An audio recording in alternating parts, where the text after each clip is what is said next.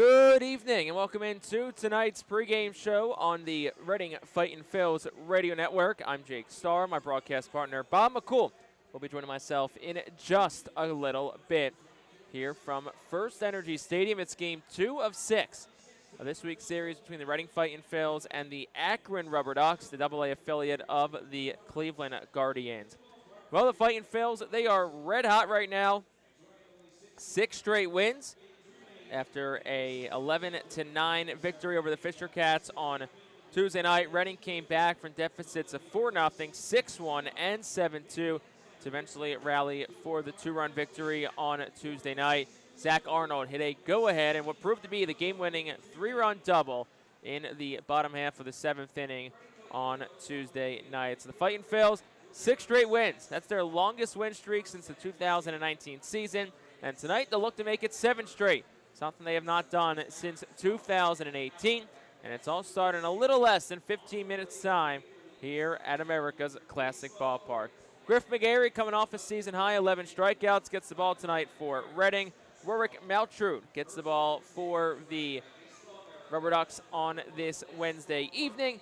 Had some storms pass through early today, but it is clearing up. Still an overcast sky, but no precipitation right now. Temperatures also have cooled down a good bit from earlier on today. So we had a chance earlier today to sit down with the Fightin Phillies manager Al Patrique to talk about last night's game and just the hot streak the Fightin Phillies are on right now. So part 1 and 2 of our conversation with the manager Al Patrique kicks off and our pregame show rolls on after this.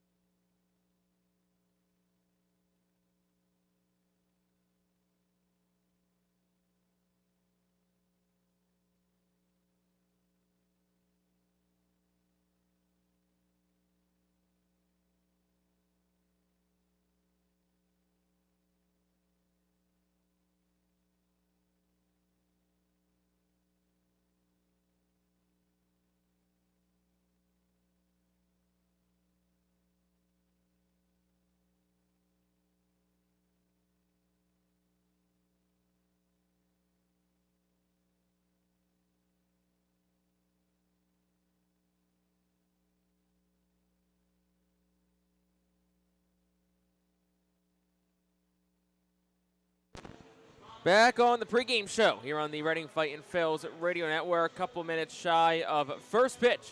Game number 2 of 6 between the Fightin Phillies and the Akron RubberDucks. A little bit delayed.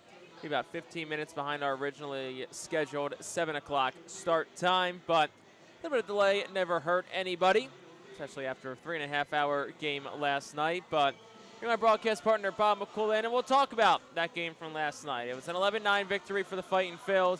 They've won 6 straight, and you could just tell the way the team's playing right now. I guess the mojo that they have, they were down, like I said, 4-0, 6-1, and 7-2 at points of last night's game, and they never stopped fighting. They didn't quit and came away with the victory. Yeah, what you really liked about it was when the Phils first made their push back, Akron pushed back and added on, which is what a good team will do when you're trying to come back on them, is they kept adding on.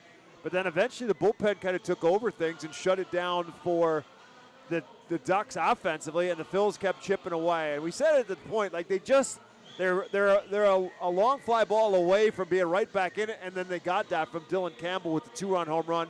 That made it a 1-run game, and even though they were down a run and they ended up being down 2 runs, you just felt like they were right back in it, and the confidence was there that, okay, we're back in this, and we're one good inning away from getting back in it. And then they got that big inning in the 7th inning with the 4 spot in the bottom of the 7th that ultimately put them on top. And then the bullpen did its job for the most part through the late innings of the ball game and kept Akron at bay. And so the Phils come away with a big win, at least to get the series off on the right foot. The Reading Fightin Phillies, led by tonight's starting pitcher, Griff McGarry, have taken the field. And it's time for tonight's national anthem, and that will conclude our pregame show on this Wednesday evening. We'll step aside for a moment. When we come back, it's lineups and first pitch for game number 2 between the Akron RubberDucks and the host, Reading Fightin Phillies.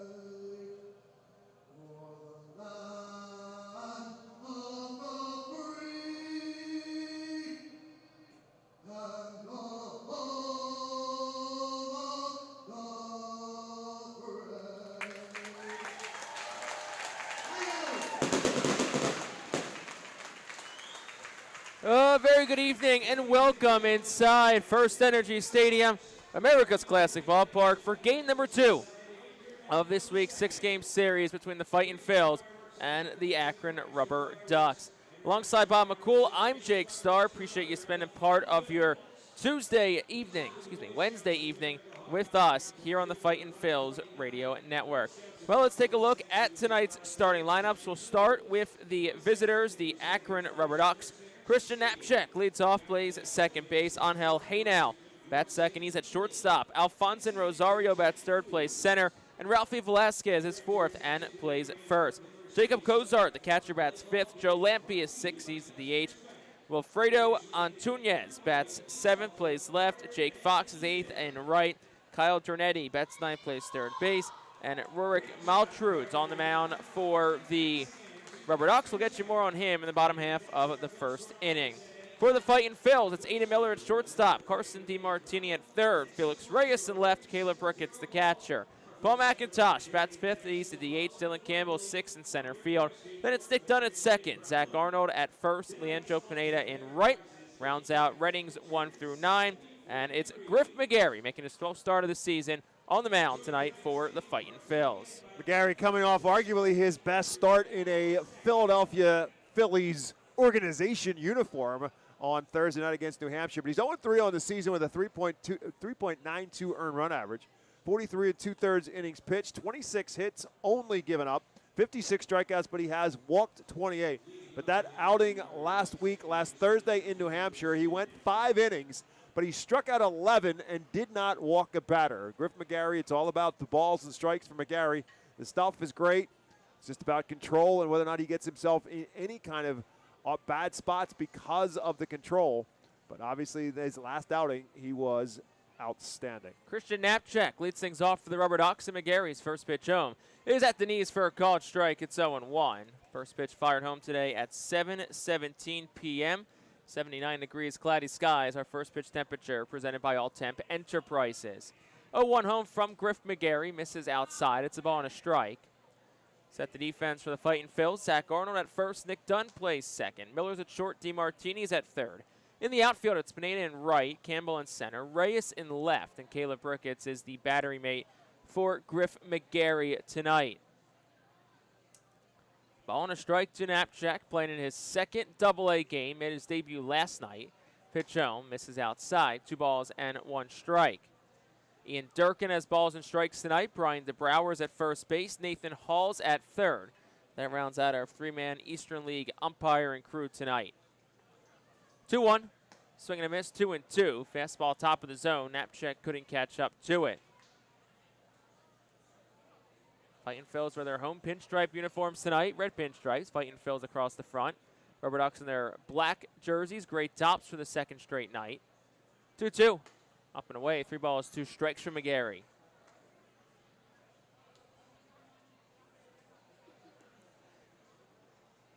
Knapczyk had his first Double-A hit last night in his Akron debut. Caught up from Lake County a couple of days prior. The 3-2, swing and a miss. And Knapczyk goes down on strikes. First one tonight for Griff McGarry. That'll bring Angel Haynau to the plate. Two-seam fastball there from McGarry, but living at the top of the strike zone. But that's not a bad thing in the sense that this is a RubberDuck roster that's heavily loaded on the left-hand side, and this lineup, like last night's lineup, also heavy loaded on the left-hand side. And usually left-handed hitters prefer it down low as opposed to up high. First pitch to Haynau is a bit inside for a ball. It's 1 ball and no strikes.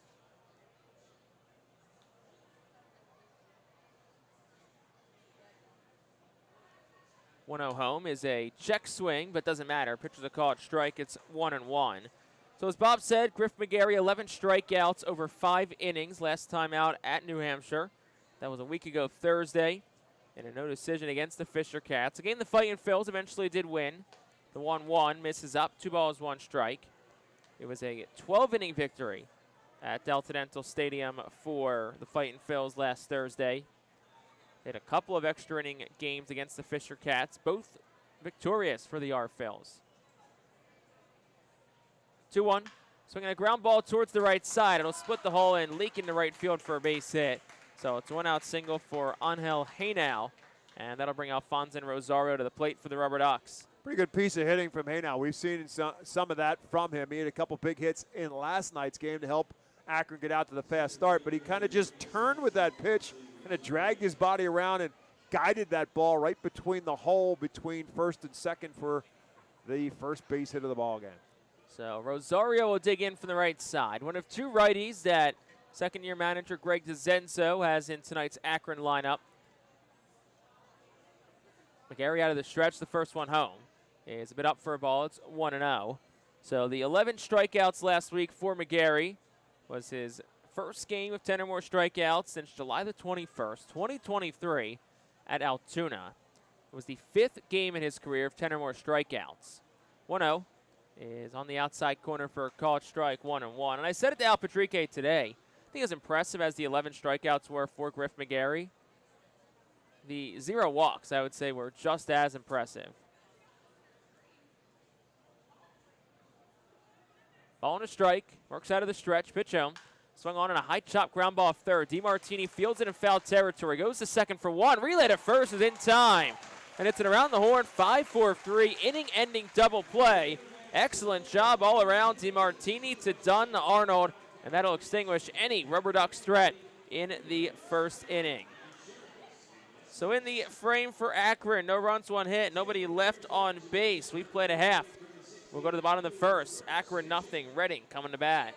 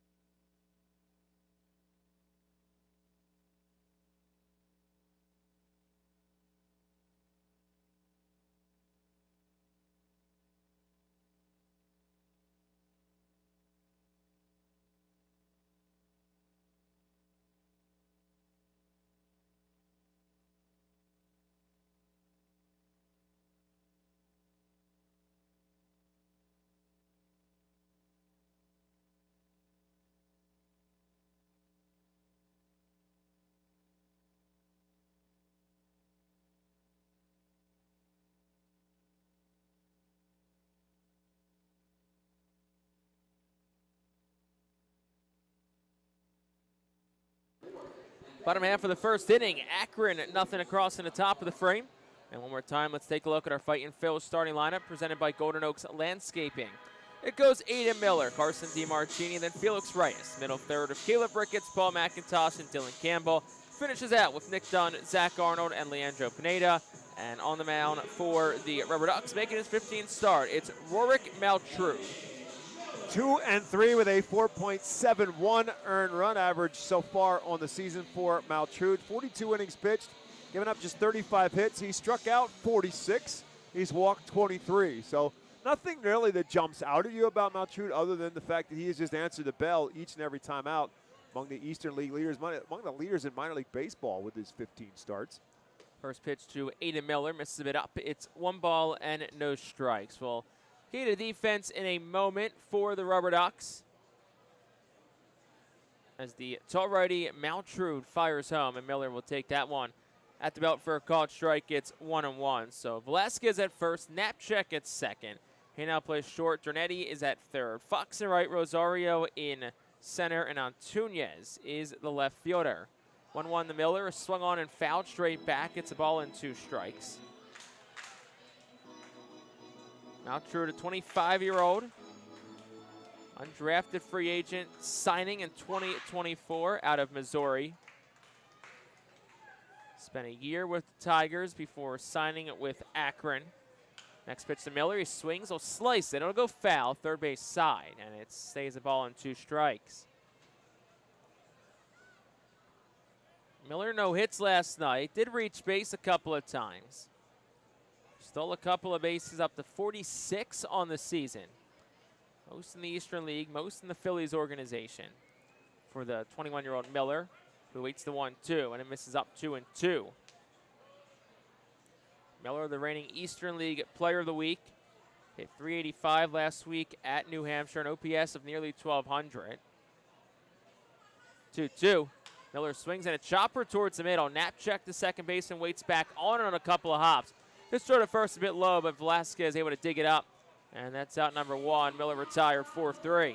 Talking about that double play at the end of the first inning for the Phils. And on the high chop off the bat for Rosario to DeMartini. And in the middle, in the air of that high chop, I thought, all right, we'll get the sure out at first base. And he made the throw to second to get Hayne out. I thought, uh-oh, that's not going to be good. He's going to beat that out. And they got that, and I thought, oh, well, all right, you got the lead runner.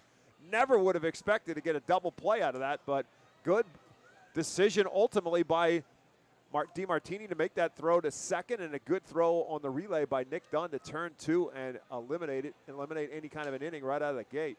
First pitch to DeMartini was a strike. Second one, he fouled straight down. So quickly an 0-2 hole for Carson DeMartini. Good night last night for DeMartini. Extended his hitting streak to 6 games. That's the longest hitting streak that Carson DeMartini has had so far this year. He was 2 for 3 last night, a triple and a couple of RBI. 0-2. Bit up and away, 1 ball and 2 strikes. It's a 4-pitch mix for Maltrude. Fastball, slider, curveball, changeup. The featured set for the 25-year-old. Fires the 1-2. Swing and a miss. DeMartini down on strikes. Chases a fastball top of the zone. So first strikeout tonight for Maltrude, and that'll bring Felix Reyes to the plate.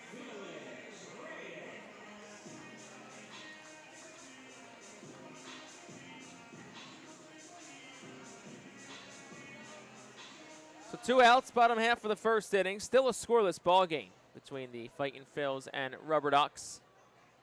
Pitch home, and Reyes swings. He'll foul it straight back. It's 0-1. Reyes picked up right where he left off on the road trip in Tuesday night's game. 2 for 4 last night, a double and an RBI, which was a part of that 4-run 7th inning. The 0-1, he swings and a ground ball right side. Velasquez, the first baseman, stays down on it, scoops it up, tags first, and that will retire the side in a pretty quick first inning. Fightin Phils go down in order in their half of the first. We'll head to the second, still scoreless between Reading and Akron.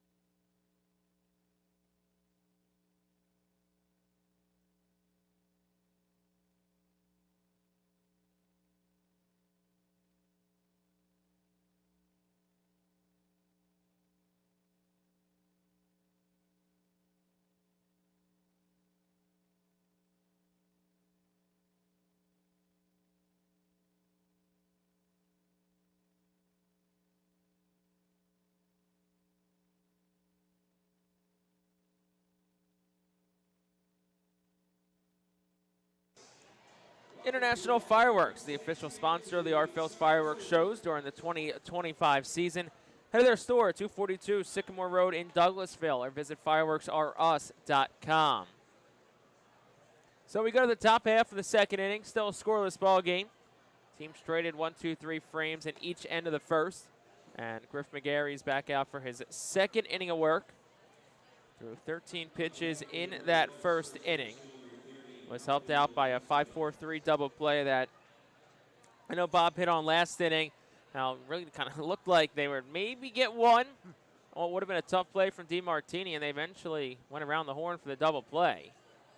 So Ralphie Velasquez will dig in, lead things off for the RubberDucks here in the second inning. He's in from the left side. The first pitch from McGarry is on the inside corner for a called strike. It's 0-1.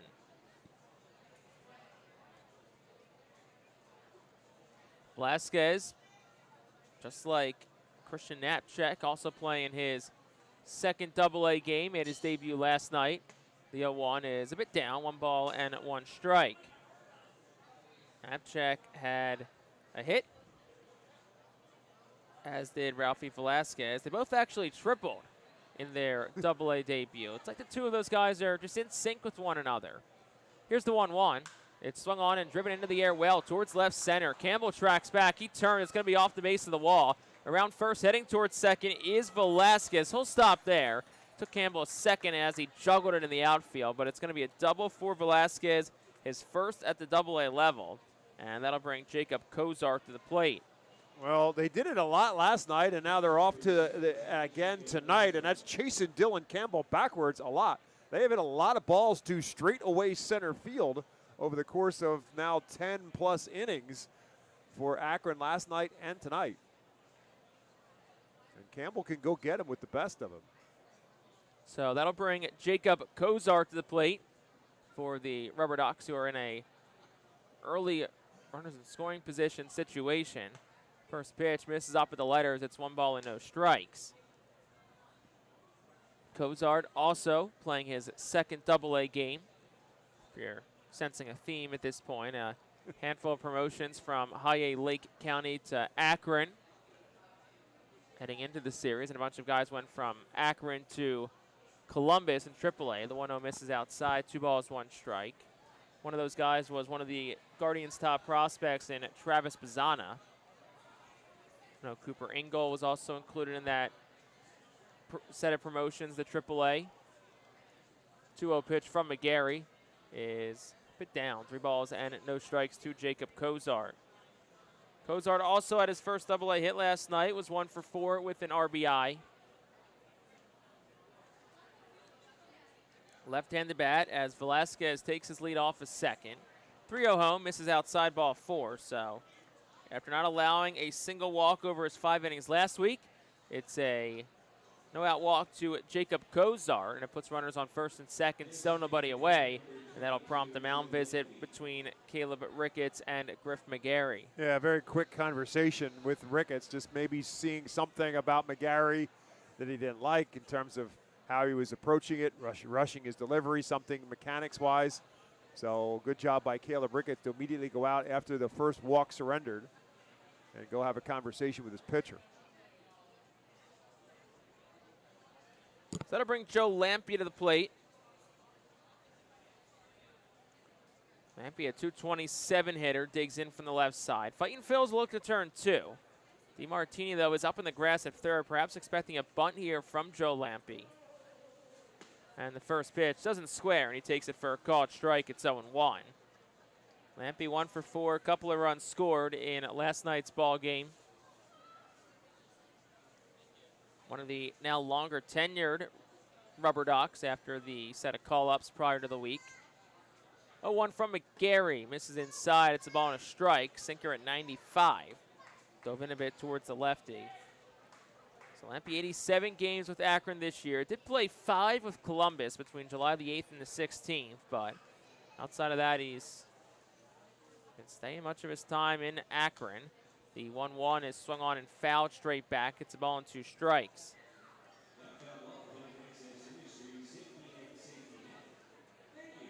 Lampe also played most of last year with Akron, 105 games for the RubberDucks.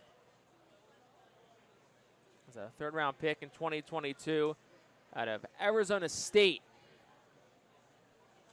1-2 pitch is a curveball over for a called strike 3.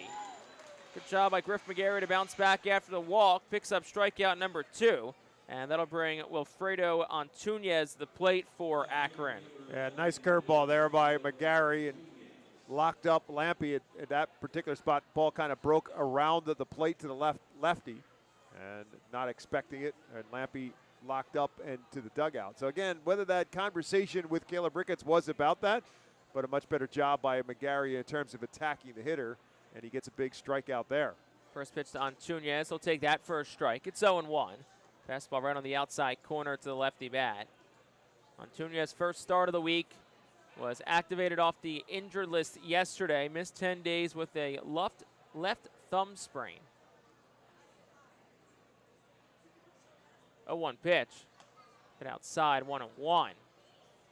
Antunez, it's his 10th game at the Double-A level. He's hitting .212. He's got a home run, 3 RBI.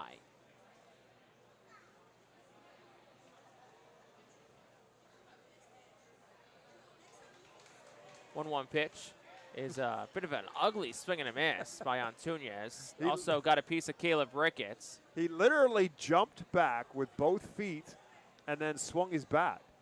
And so Ricketts obviously thinking once he left his feet, he probably wasn't going to swing. I would imagine that glove came out a little bit further. Fortunately, it didn't hit, the bat didn't hit the glove and get catcher's interference. We saw enough of that over the course of this season. Especially in Philadelphia. So 1 ball, 2 strikes to count 2 on Antunez. Runners get their leads off first and second. Still a scoreless ball game, top half of the second. McGarry fires, swing and a miss. And Antunez goes down on strikes, so back-to-back strikeouts by Griff McGarry. Up to 3 so far tonight, and that'll bring Jake Fox to the plate. Yeah, that's just raw, rare back and fire. McGarry's fastball is consistently in that 94-95 range. It's not overpowering by today's standards by any stretch of imagination, but he gets good movement on it. He's got a sinker, the two-seamer, as fast the four-seamer. He has some rise to it, and that's what makes his fastball good is the movement on it. Here's Jake Fox. First pitch, a called strike. It's 0-1. And for any Reading diehards that are listening, and they're going, Jake Fox, that name sounds awfully familiar. It's not the same Jake Fox, but there was a Jake Fox who played here in 2014 and 2016. So I guess it's not the most uncommon name in the world. 0-1, misses inside, 1 ball, 1 strike. Yeah, he was the veteran piece of the Cousins and Hoskins crew. He was very much a journeyman. Didn't play a ton in the big leagues, but he was 33 years old during that 2016 campaign. And he had a good season. Played over 100 games, too. 1-1 the count to the younger Jake Fox. Pitch home. Swung on, and it's fouled off the netting. Yeah, the first thing I saw when I saw the roster, I'm like, I wonder if that's a relation. Because, I mean, Jake Fox was in his 30s when he was here. Could it be any relation to him in any way? It does. From what I could tell, he was not.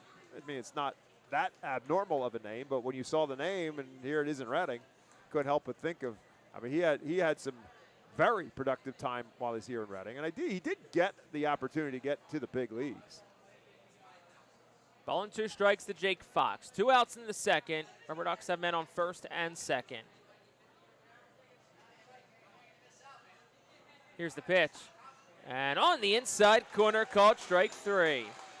So after a leadoff double and then a walk, Griff McGarry strikes out the next 3 batters to end the top half of the second inning.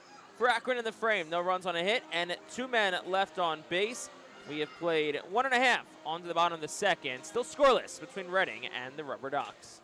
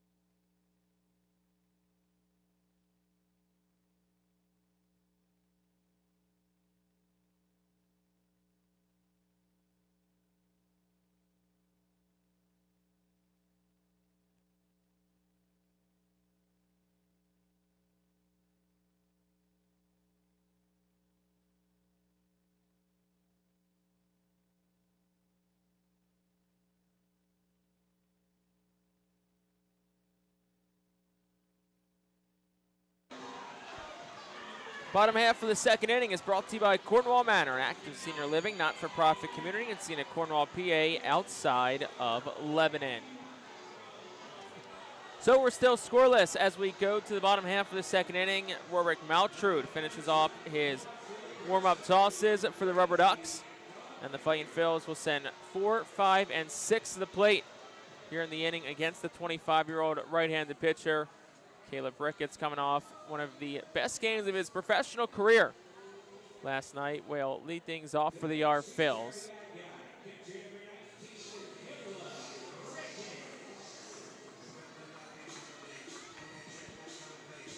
So Ricketts digs in from the left side.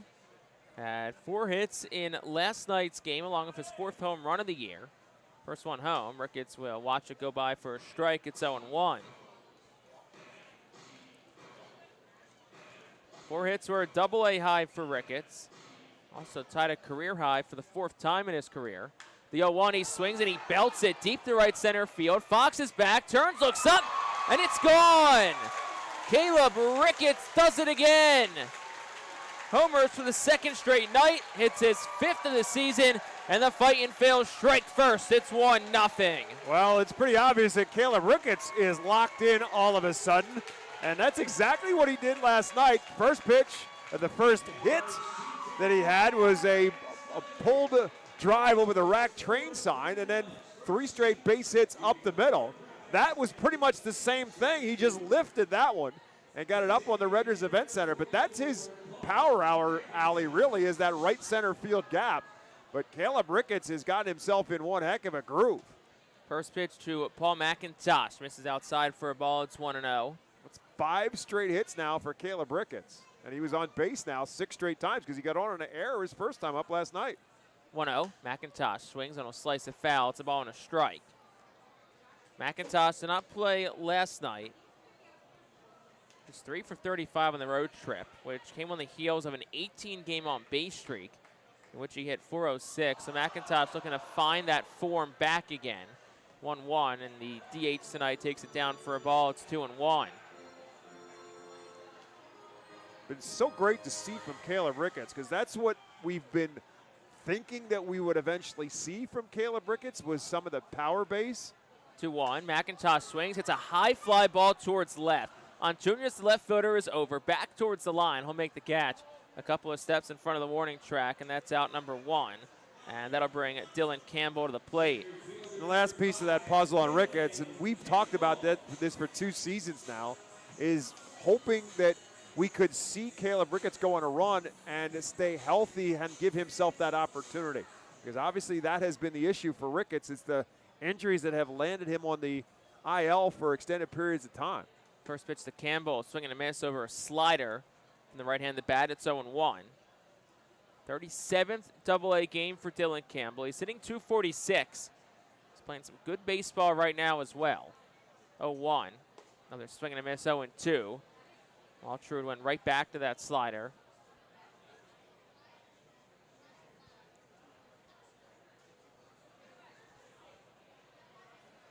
Campbell 1 for 4 last night. Hit a home run to straightaway center field. Traveled 418 feet for his 5th Double-A home run. And the 0-2. That one's taken low and away. 1 ball and 2 strikes.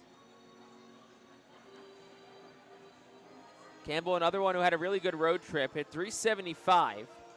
4 extra base hits, 3 runs driven in. Also walked 9 times and stole 6 bases. The next pitch to Campbell is swung on a line drive towards third. Diving is Dernetti. He'll make the catch. A couple of steps to the left of the line. So that's out number 2. Takes a base hit away from Campbell, and that'll bring Nick Dunn to the plate. Yeah, nice play by Dernetti. The question was whether or not he got the glove on it before it hit the ground, and fortunately for him, he did, because otherwise he's not going to get Campbell. But he just basically got up and showed it to Nathan Hall, said, I got it, and he did. Nice play by Dernetti. First pitch to Nick Dunn. He'll take that one on the inside corner, 0-1. Dunn 1 for 5 in last night's game. Did strike out a couple of times. 28-year-old from Sunbury, Pennsylvania, and he swings at the next offering and pops it up. Left side of the infield. Shortstop Haynow makes the call and the catch, a couple of steps onto the outfield grass. And that will retire the side in the second. Reading gets a run on a hit. It was the Caleb Ricketts home run. They leave none. We've played 2 Fightin' Phils. On top, it's 1-0.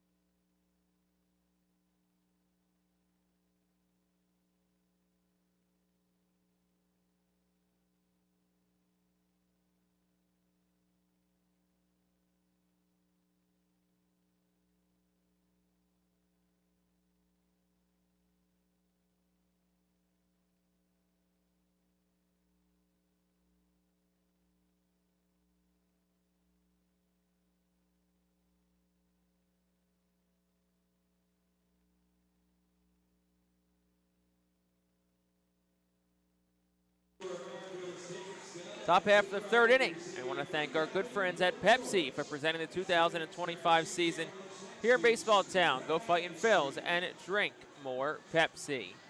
So top half of the 3rd inning. Fightin' Phils on top 1-0 thanks to a solo home run from Caleb Ricketts in the bottom half of the 2nd. And it'll be 9-1-2 that Griff McGarry will face here in the inning. 32 pitches for the righty McGarry. And Kyle Jornetti, the 9-hole hitter, will lead things off for Akron here in the second. Only one of 2 righties in manager Greg DeCenzo's lineup tonight. And the first pitch home from McGarry is taken at the belt for a called strike. It's 0-1.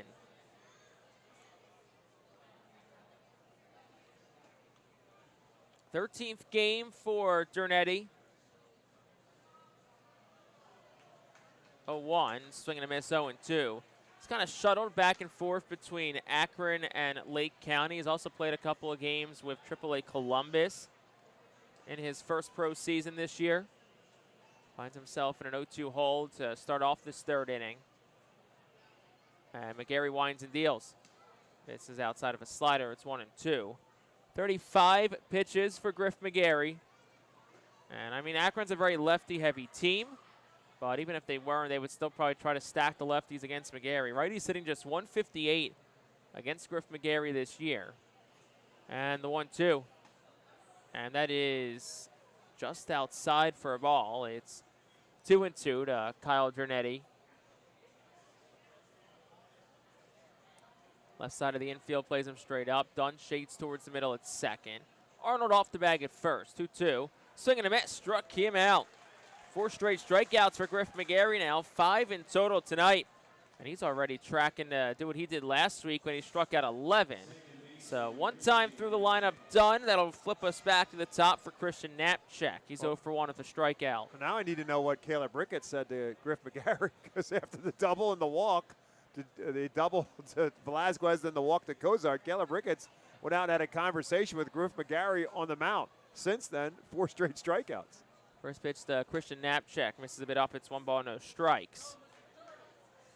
Knapczyk 2 for 6 on the early going in his AA career.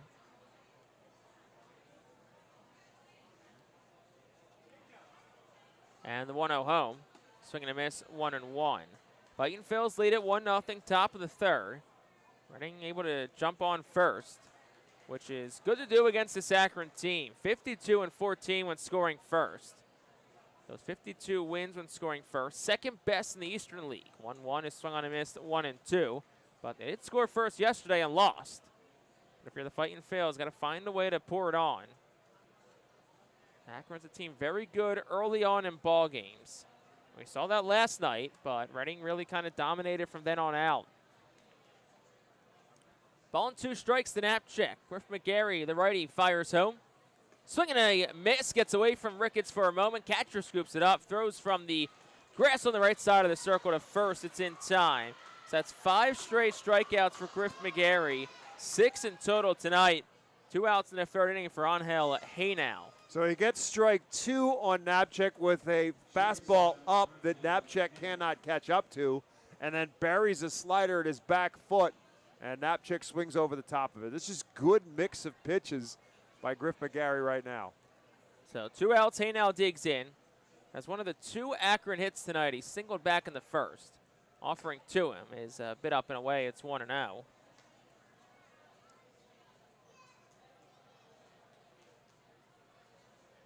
Haynau, switch hitter, bats from the left side. Wiggles the bat above his left shoulder. Here's the 1-0. That's right at the knees for a called strike. It's 1-1. Haynau is the Guardians' number 3 prospect. Ranks number 62, entering the season at least in all of minor league baseball.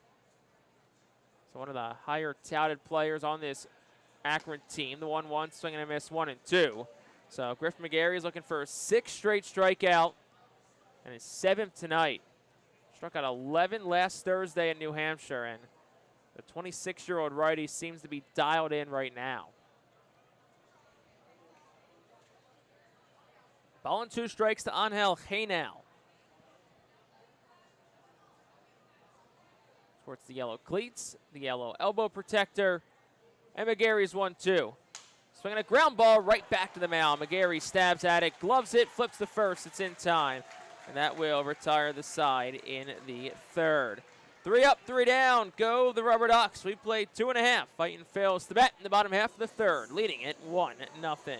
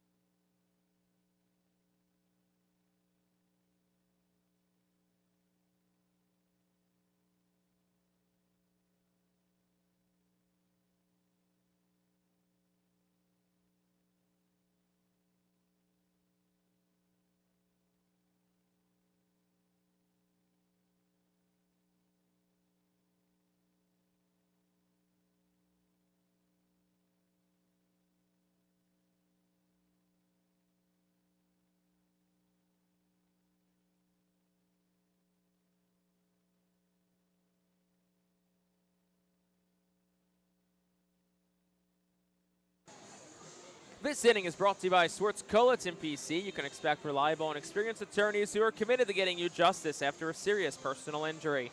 Call Swartz Culleton today at 1-800-JUSTICE. Fightin' Phil's on top, 1-0.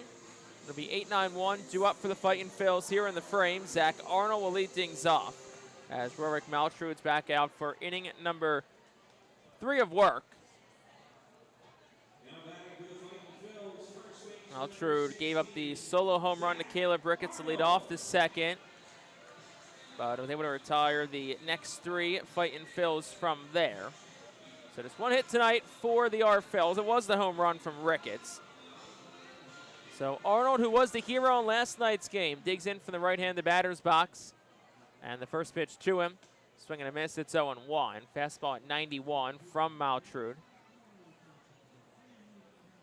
Arnold had a go-ahead 3-run double in the 7th inning of last night's ball game. 0-1, and he swings and he'll roll it down the third base line, but foul. Al Patrique tried to kick stop it, but it shoots right by him on the third base coach's box. Guess he was focused more on baseball growing up in Venezuela. Well, he had a glove. He doesn't have a glove down there. That's true. 0-2, the count to Arnold. Maltrud's pitch home, and Arnold swings and misses at it. He's down on strikes. Second strikeout tonight for Maltrud, and that'll bring the 9-hole hitter Leandro Pineda to the plate for the Phils.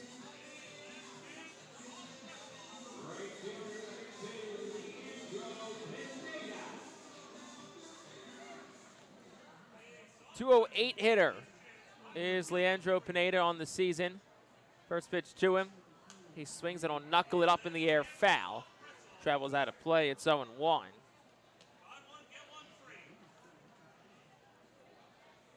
Pineda 1 for 4, a couple of strikeouts in last night's ball game. The 0-1 is a curveball. It misses upstairs, ball and a strike.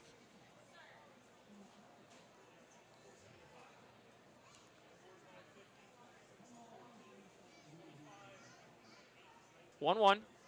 Swing and a miss, 1-2. So it's the 15th start for Maltrud.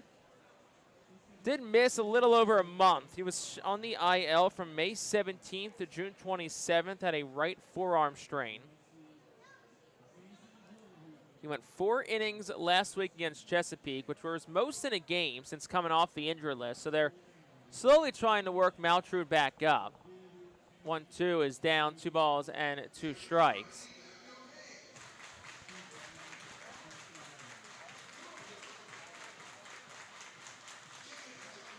Infield has Pineda to go to the right side. Here's the 2-2. Swinging a ground ball foul, first base side. It's 2-2. Passing on, looking Michael Jones in the first base coach's box. Normal spot for Michael Jones and Al Patrique at third, as we said.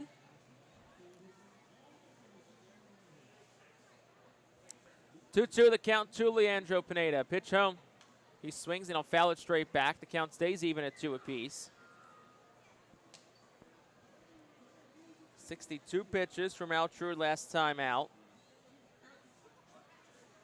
At 33 so far here in this 3rd inning. 2-2, Pineda will take one down and in. 3-2 to the lefty bat.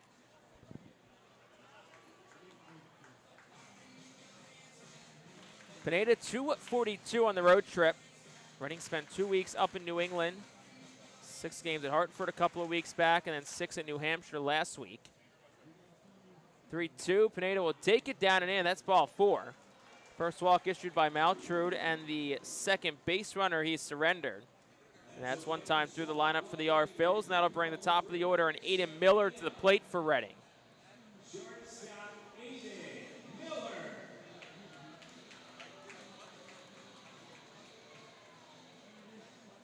Aiden Miller digs in from the right side. He's 0 for 1 in tonight's ball game. Rounded out to the second baseman, Knapczyk, his first time up. And first pitch home. Miller swings, skies one in the air towards center. It's not deep. To his left goes the center fielder, Rosario. He'll get under it and make the catch. That's out number 2. Miller's retired for the second time tonight. And that'll bring Carson DiMartini to the plate.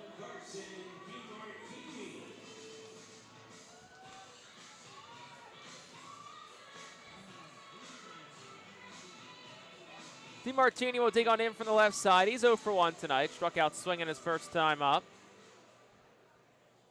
He's coming off a good night last night. 2 for 3, triple and a couple of RBI. Pineda leads off of the first base bag. And the first pitch to DeMartini. He bunts it, and he'll float it foul. Third base side, it's 0-1. It's a good idea by DeMartini because Dernetti, the third baseman, is playing much closer to shortstop, playing him to pull in the infield. And so it really opens up that third base line. And with DeMartini's speed, if that's on the grass, he's going to beat it easy. Well, Dernetti pretty much went back to where he's at. So if DeMartini wants to give it another shot, may not be the worst idea in the world. And Maltrude will throw back over to first. Pineda back in. First time we're seeing Maltrude pitch out of the stretch tonight, as the only other time he allowed a base runner was a solo home run to Caleb Ricketts. Pineda, who's 6 for 6 in stolen bases this year, leads off first. And Maltrude deals home. DeMartini swings and he fouls it. It's 0-2. Pineda did steal a career-high 3 bases back on August the 7th, so last Thursday against New Hampshire. That was a 10 stolen base game for the Phillies. I don't know what it was about New Hampshire, but they saw something, and they took advantage of it pretty much every night. This team has been a stolen base machine the last couple of weeks. 0-2, DeMartini takes it. It's balanced. It's 1-2. Yeah, especially the two guys at the top of the order with Miller and DeMartini, and a big piece of that for them has been getting on base. They have not consistently gotten on base to be able to steal bags, but up and down the lineup, just watching the box scores go, and it was stolen base, stolen base, stolen base while they were in New Hampshire. Ball and 2 strikes to DeMartini. Long look in from Maltrude, deals home, and DeMartini swings and he pops it up.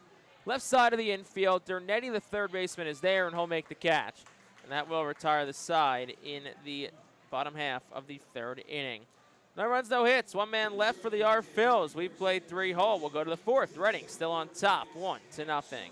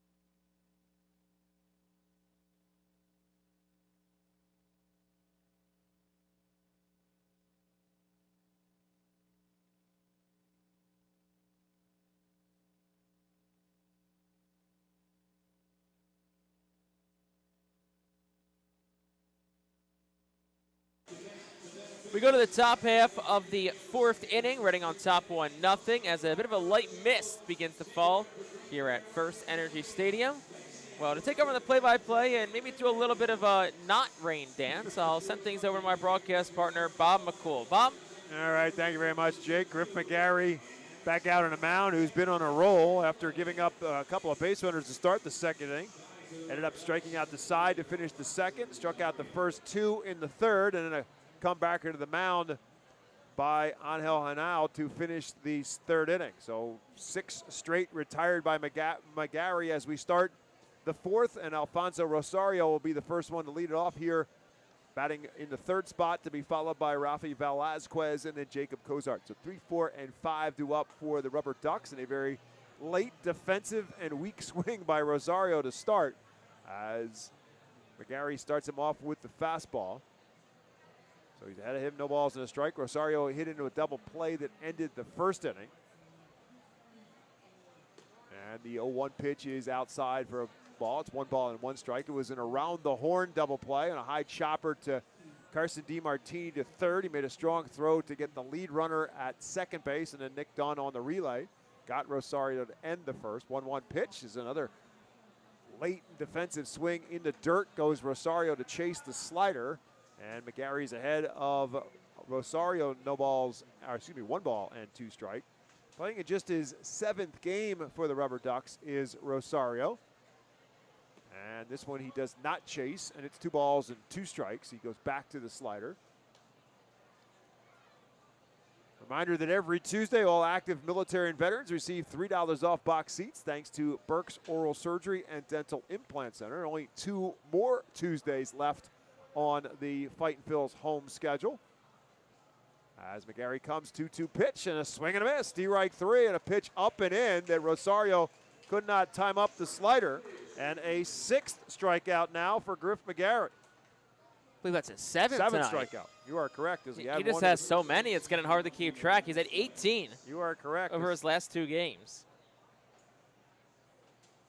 So Griff McGarry with 1 out here in the 4th now goes after Velazquez. He had the double that started that 2nd inning. And swings at the first pitch, and he's late on that. We've said this about Griff this year. We've said it in past years. When that fastball is in the zone, it's just such a hard pitch to hit. He's not throwing 98, 99. He's a 93 to 95 guy. But just the release point, the ride that it gets, it's just so hard to hit. Another one fouled out of play, this time by Velazquez. Yeah, everybody we've talked to about Griff McGarry, when he was here in 2023, it was about the movement on his fastball. And it was his fastball has some kind of special movement to it. And obviously the hitters felt that way. The coaches felt that way. And so it was always with McGarry about composure and control. 0-2 pitch is in the dirt. It's 1-2. And he's talked about it as well. He's talked about his own issues with kind of his own resetting his own mind out on the mound.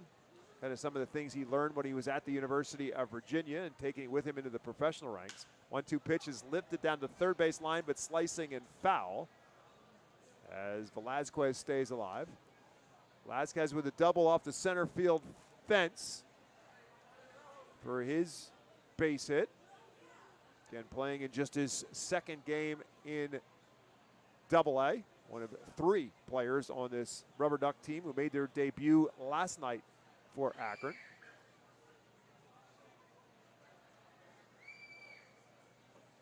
McGarry with a long look into Caleb Ricketts. Now comes with his 1-2 pitch. Swing and a miss, off-speed pitch, and Velazquez goes down swinging for strikeout number 8. So he had 11 strikeouts in 5 innings against New Hampshire 6 days ago. He's got 8 right now with 2 outs in the 8th. He has struck out 7 of the last 8 hitters he has faced. And pretty good. And the one he did not was a one-hopper right back to him by Hanau to finish the 3rd inning. Jacob Cozart now will bat.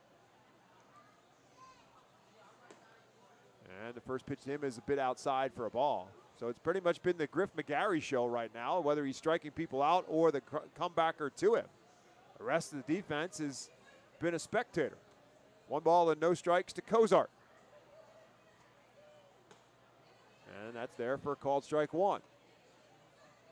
I mean, the only people that have really been responsible for anything tonight have been the pitcher, McGarry, and the catcher, Caleb Ricketts. Putouts, and also the only runs scored. 1 ball and 1 strike.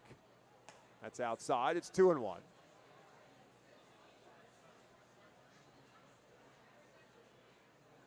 Pitch count now, after concern about it a little bit early on, has settled down nicely, even with the strikeouts. He's at 58 pitches, about to throw 59, and a swing and a miss. I mean, that curveball's on tonight, too. So to be at this spot in the game, with 2 outs here in the 4th and 2 strikes on the batter, Griff McGarry in a position to walk back to the dugout at 60 and maybe low 60s on his pitch count. As he comes 2-2. Misses down and low to run the count full. Again, just 1 walk given up. And that's the last batter that has reached before he's been on this string of outs now. And that was the walk to Cozart, who is in a 3-2 count right now. And he lifts this one into left field. Somebody else is going to get a chance. It's Felix Reyes. back to the warning track, and he'll make the catch with 1 foot on the track for out number 3. So Griff McGarry remains in control right now for the Ducks in the 4th. No runs, no hits, no errors, and nobody left. We'll head to the bottom of the 4th. Still 1-0. Fightin' Phil's on top.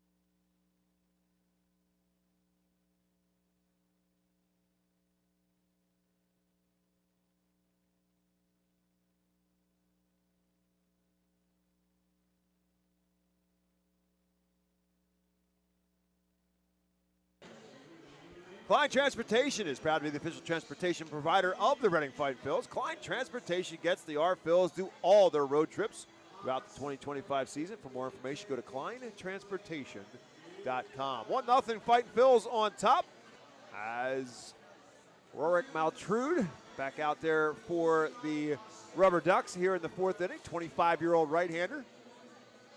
Went undrafted out of the University of Missouri after his senior season in 2023.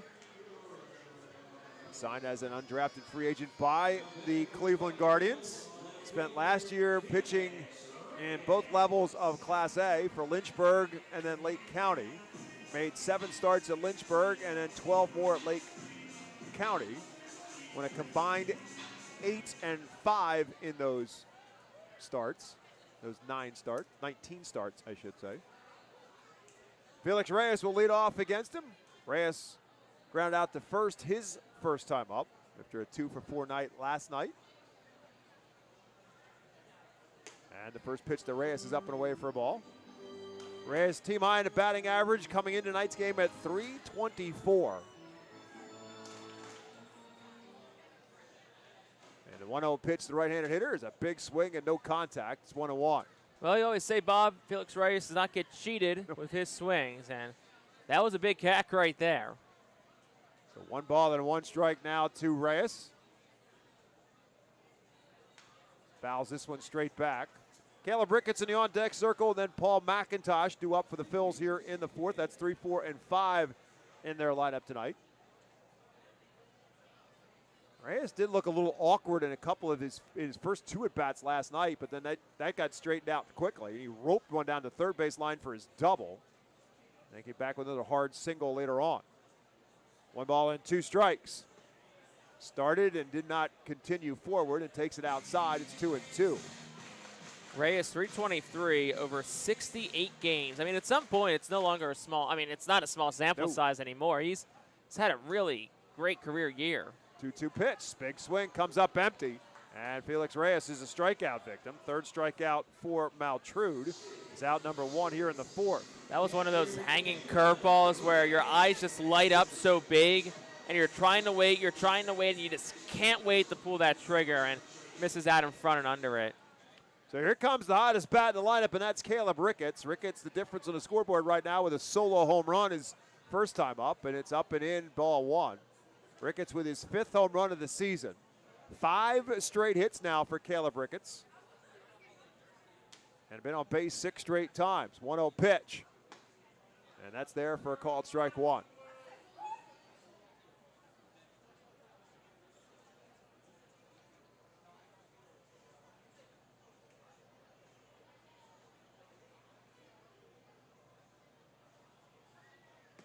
One pitch is down low. It's now 2-1. And Ricketts has found that right center field gap over his last several at bats.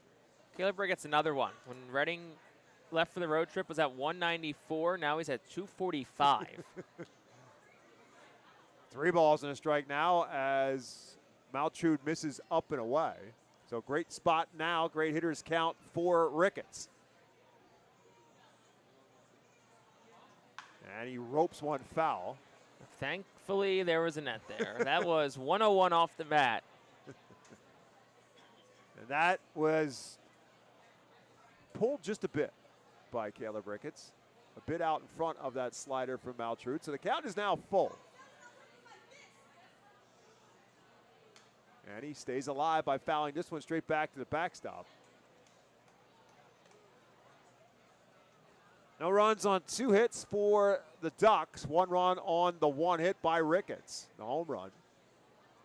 Onto the veranda of the Redners Event Center, which is pretty full tonight. 3-2 pitch.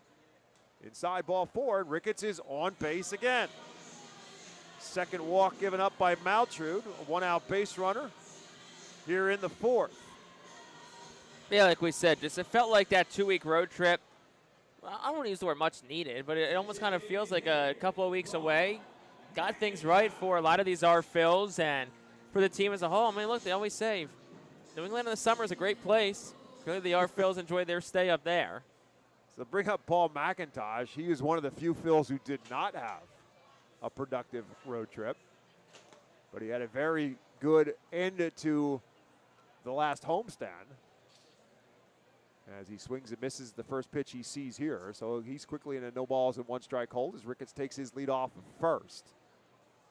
1 out, bottom of the 4th, in a 1-0 game in favor of the Fightins. 0-1 pitch to McIntosh. Misses on the outside. It's 1-1. Yeah, when the Phils finished up, I mean, Binghamton just came in here and just pulverized them. And the last game was a 17-3 shellacking.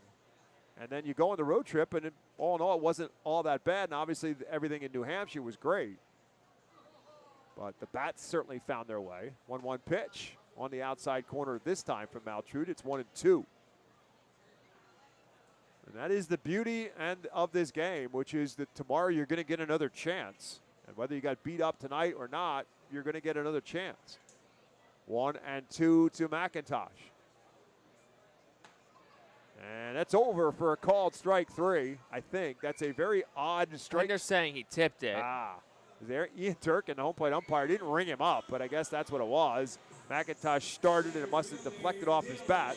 Caught by the catcher, Cozart, for the strikeout and the second out of the inning. So that'll bring up Dylan Campbell. Ricketts stays put at first base now with 2 outs. Campbell in a line drive right at the, well, not right at, but on a diving stop by the third baseman, Kyle Dernetti. Take a base hit away from Campbell. And the first pitch to Dylan Campbell is over for a called strike. Campbell 1 for 4 in last night's game, as Jake said, with a towering home run up on the upper parts of the Redners Event Center. 0-1 pitch. Drives this one straight up in the air, shallow left center field. Out, and Tunez, the left fielder, will call for it and make the catch for out number 3. So the Phils cannot take advantage of the walk to Ricketts for Reading in the 4th. No runs, no hits, no errors, and 1 man left. We are through 4. It remains 1-0. Fighting Phils on top.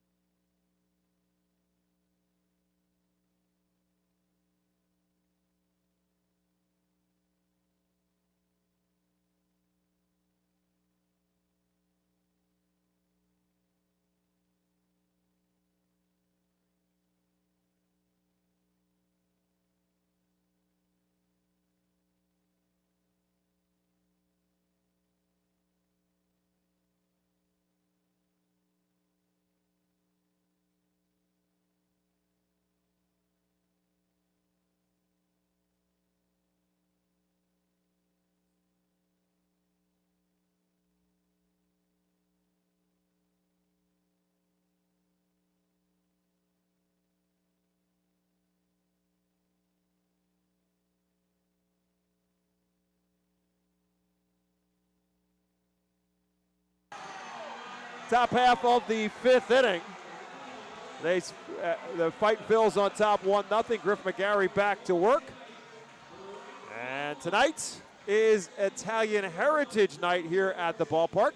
And I am joined in the booth as Victor Emmanuel Beneficial Society is one of the great sponsors here at FirstEnergy Stadium. And I'm joined by the president of Victor Emmanuel's Beneficial Society, Jim Murray. Jim, thanks for stopping by. We appreciate you being here with us again in 2025. Thank you for having me. It's an honor to be here.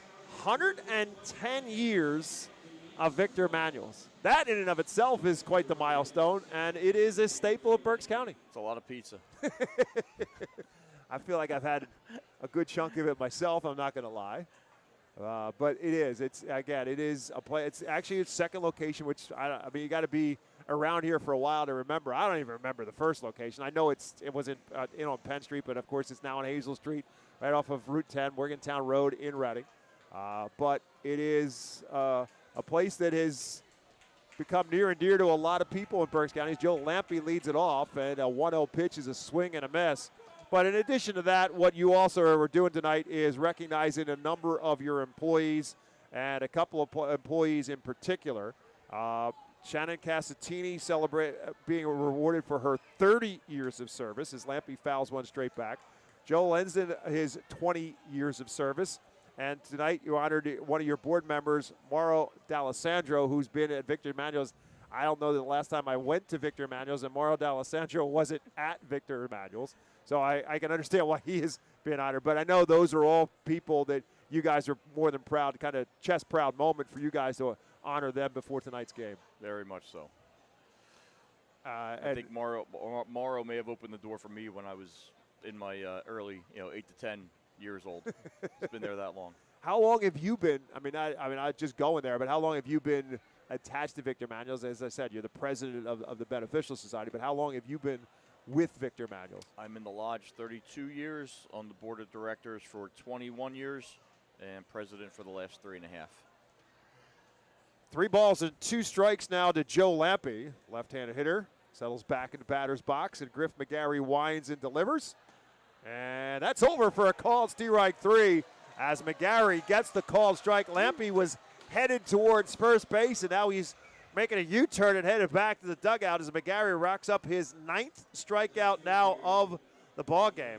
Again, McGarry coming off 11 strikeouts last week in New Hampshire in 5 innings pitched.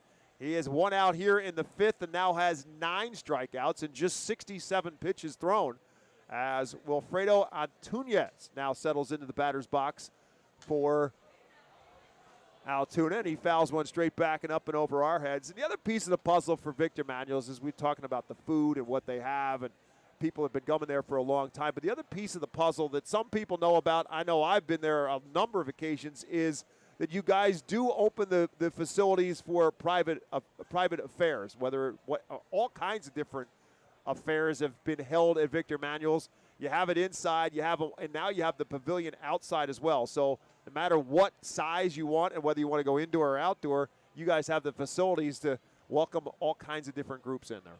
Very much so. The pavilions were built roughly 10 years ago, and this year we're actually sold out for the balance of the year in the pavilion. So it's been a good success. And theoretically, that can stay open as long as need be, depending on how hardy you want to be, whether you want to be outside.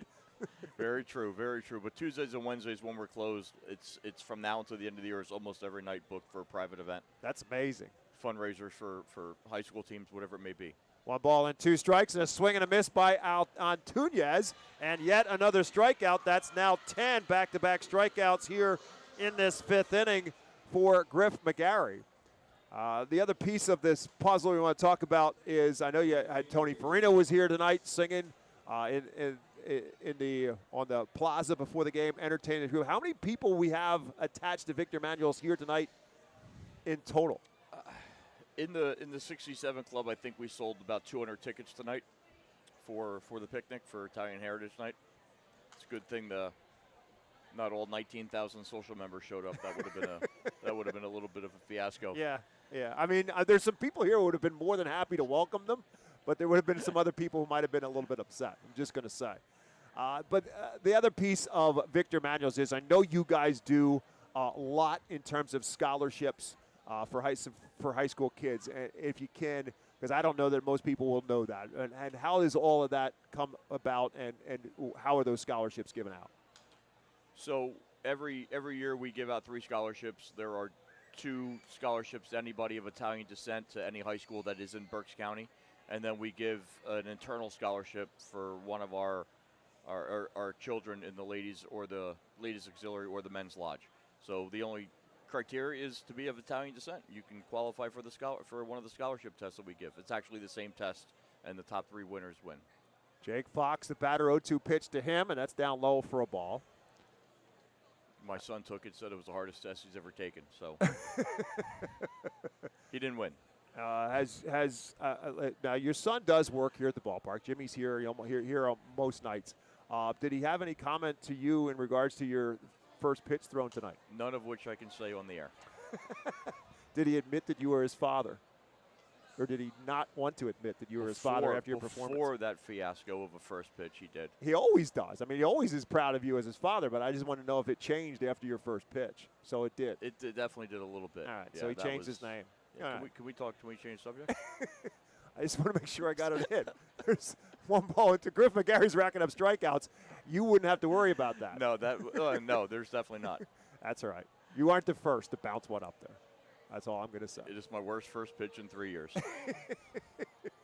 That's all right. They will allow you to do it next year. I promise wardrobe you malfunction. 2 balls and 2 strikes and a swing and a miss. Strike 3. Griff McGarry ends up striking out the side, and number 11. Italian Heritage Night, Jim Murray, Victor Emmanuel Beneficial Society. If you've never been there, I don't know what you're waiting for. It's a great place to eat. You can join it, be there. You'll love the food. You'll love the people. Jim Murray, thanks for stopping by. We appreciate it, buddy. See you in baseball season. You got it. Top half of the 5th. We're headed to the bottom of the 5th. The Phils are still on top, 1-0.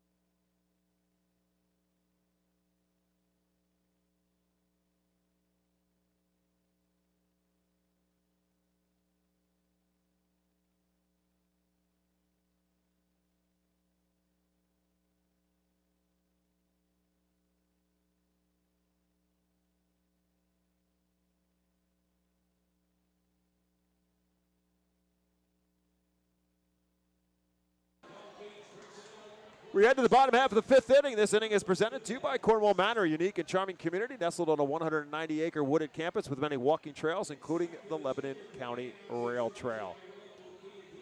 Griff McGarry with an impressive performance, and we can only assume his night is not done.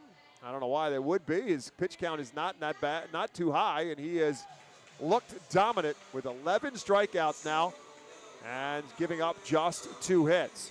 Phils have only the 1 hit, but it is the difference on the scoreboard. That is the Caleb Ricketts home run. So 1-0 Fightin' Phils on top, as Nick Dunn will lead it off for Reading here in the bottom of the 5th inning.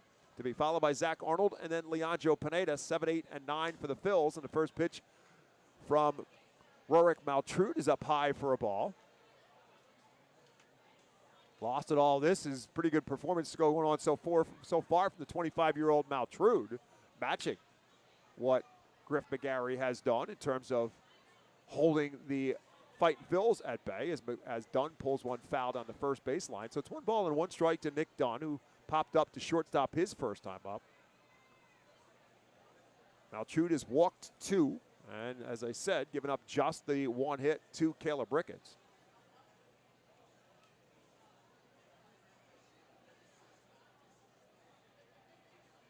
And the 1-1 pitch to Dunn is outside for a ball.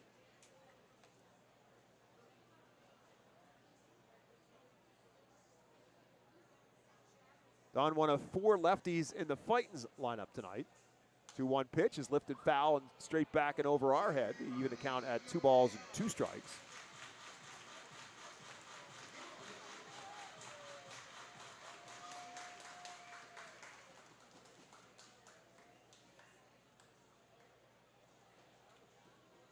rips this one foul as he hooks it down the first base line and off the tarp that was well used today. If you tuned in late, today's game was delayed for about 15 minutes. Officially 7:17 was first pitch tonight, when as opposed to the scheduled 7 o'clock start time. There's some pretty heavy downpours in and around Berks County throughout the late afternoon.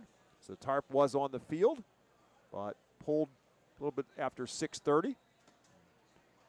Field looks in great shape. There was a little bit of a drizzle coming down a couple innings ago, but that seems to have cleared away. 3 balls and 2 strikes now to Nick Dunn, leading off here in the bottom of the 5th inning. Lifts this one straight back and foul as he stays alive.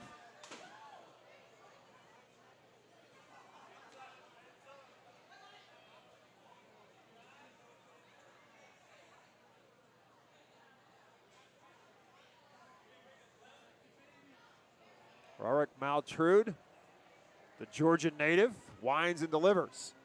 And it's lined off the glove of the third baseman, Dernetti, and in the left field, Nick Dunn has himself a leadoff single here in the 5th. Second hit of the game for the Fightin' Phils. So Dunn goes the other way with it. Dernetti tried to make the leaping grab. It hit his glove but didn't stick. And so Dunn's on board. And Zach Arnold now will bat. Arnold struck out his first time up. Arnold had, of course, the big double last night, the bases clearing double in that 4-run 7th inning that gave the Phils their first lead, and it'll turn out to be the lead they needed to win the ball game 11-9 last night. Arnold swings to the first pitch here and comes up empty.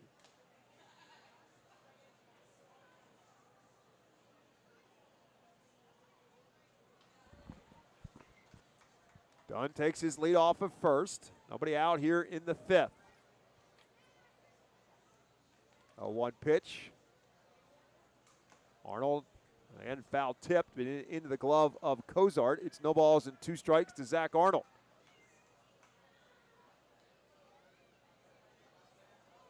Arnold just called up from Jersey Shore prior to the start of this series. 0-2 pitch. He's up and away. It's 1-2. Arnold spent some time with the Fightin' Phils last year.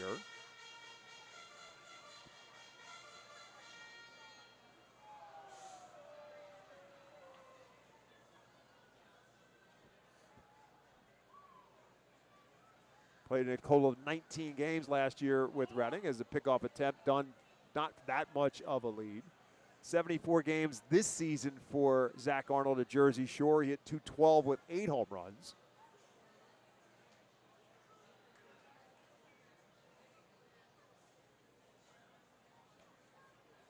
Maltrude comes 1-2. In the dirt. Cozart blocked it, didn't really know he had it in his glove. He was looking behind him to figure out where the ball was and didn't realize it was stuck in the webbing of his mitt. It's 2-2.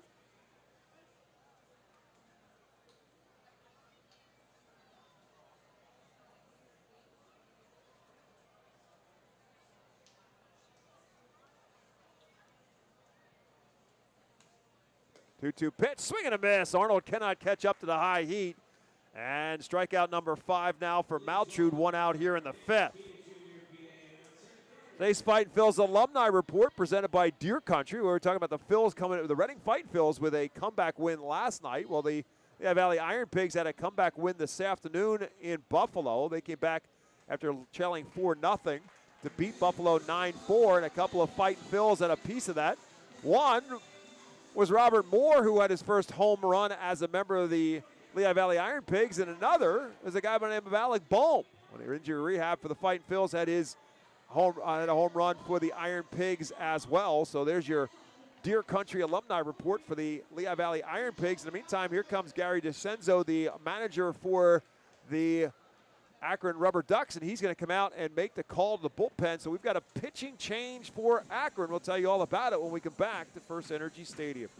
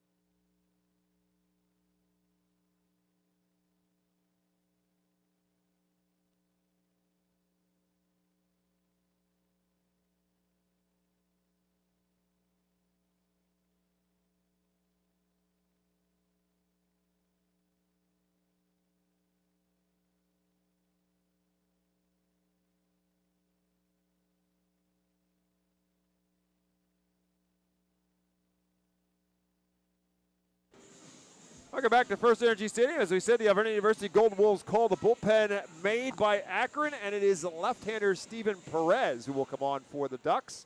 Perez making his 18th appearance, 1-1, a 2.48 ERA, 32 2/3 innings pitched, 28 hits allowed, 11 walks, 32 strikeouts. Opponents 231 against Perez this season. And the first pitch to the left-hand hitting Leandro Pineda. It is outside for a ball. Pineda walked his first time up. So Nick Dunn at first led off the 5th inning with a single. Then Zach Arnold strikes out.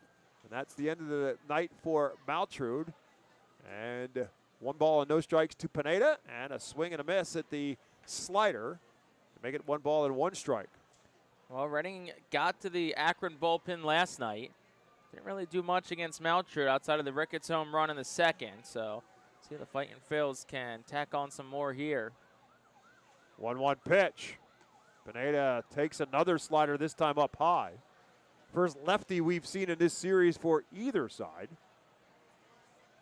Left-handed thrower, that is. We've seen a lot of left-handed hitters, especially in the Akron lineup.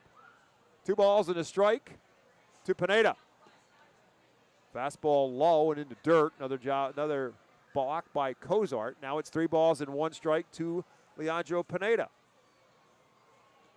Top of the order, and Aiden Miller in the on-deck circle for the Fightin Phils.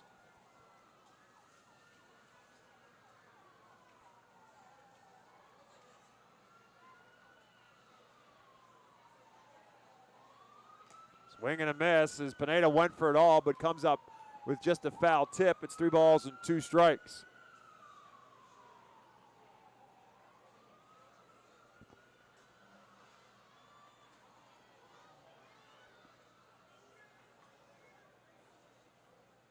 So Pineda calls time at the plate.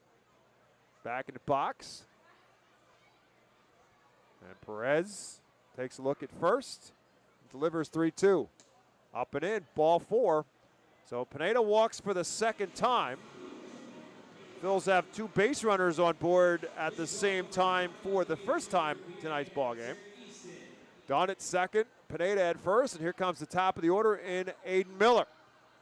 Miller looking for his first hit of the series. The reigning Eastern League Player of the Week came in hot after his series against New Hampshire last week. But 0 for 4 last night, 0 for 2 so far to start tonight. He was on base twice last night and scored a couple of runs.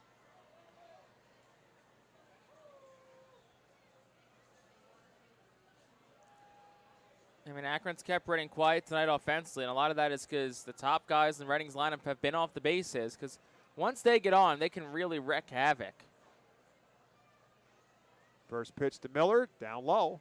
Another block in the dirt by Cozart. He's blocked 3 already in this inning.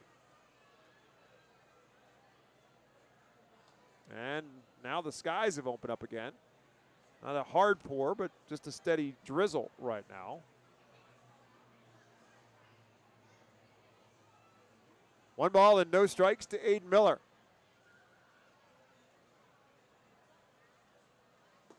And that one's at the knees for a called strike 1. Came with a 1-0 slider.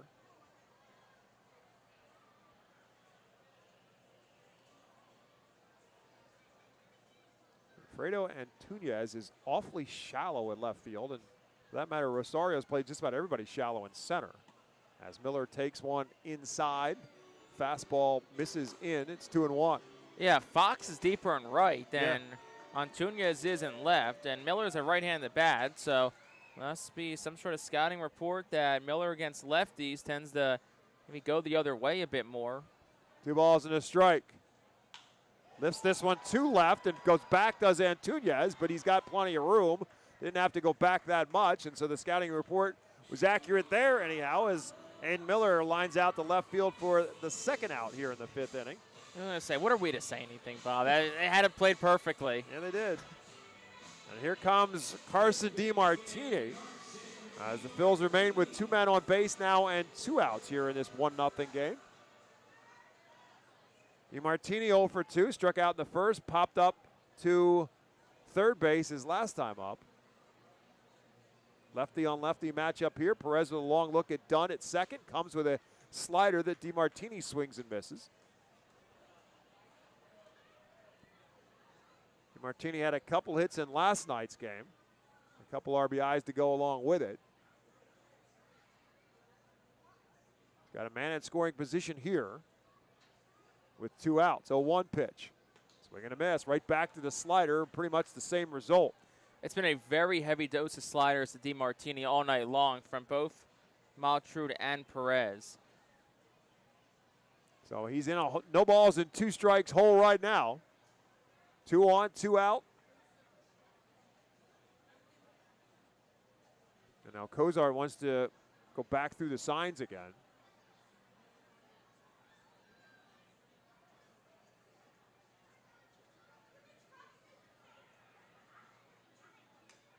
Just got a piece of that one, right back to the slider. And DeMartini gets a piece of it. So you got to think to what Jake was saying. It's probably going to be, we're going to give you sliders until you prove you can hit it. At least if you're DeMartini, you got to be thinking that they're going to give me another slider here.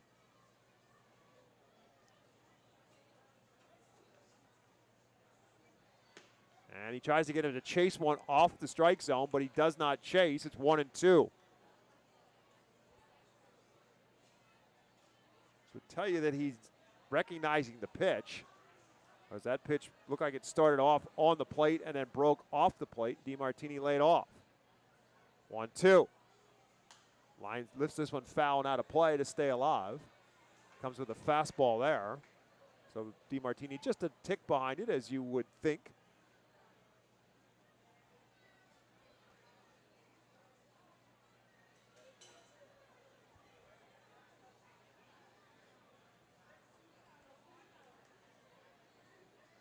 And now time is called again. A little bit of communication issue between Cozart, the catcher, and Perez, the pitcher.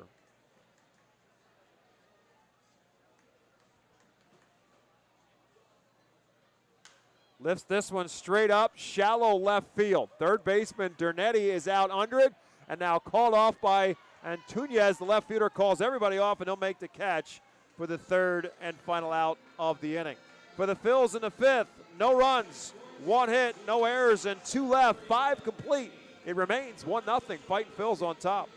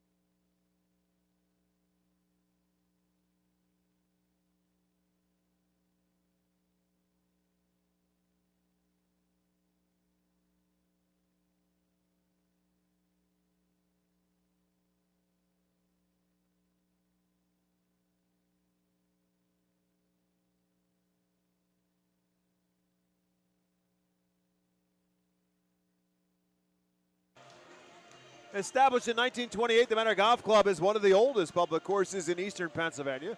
Located between Philadelphia, Lancaster, and Allentown in Sinking Spring, it offers a true test of golf on a championship-style course.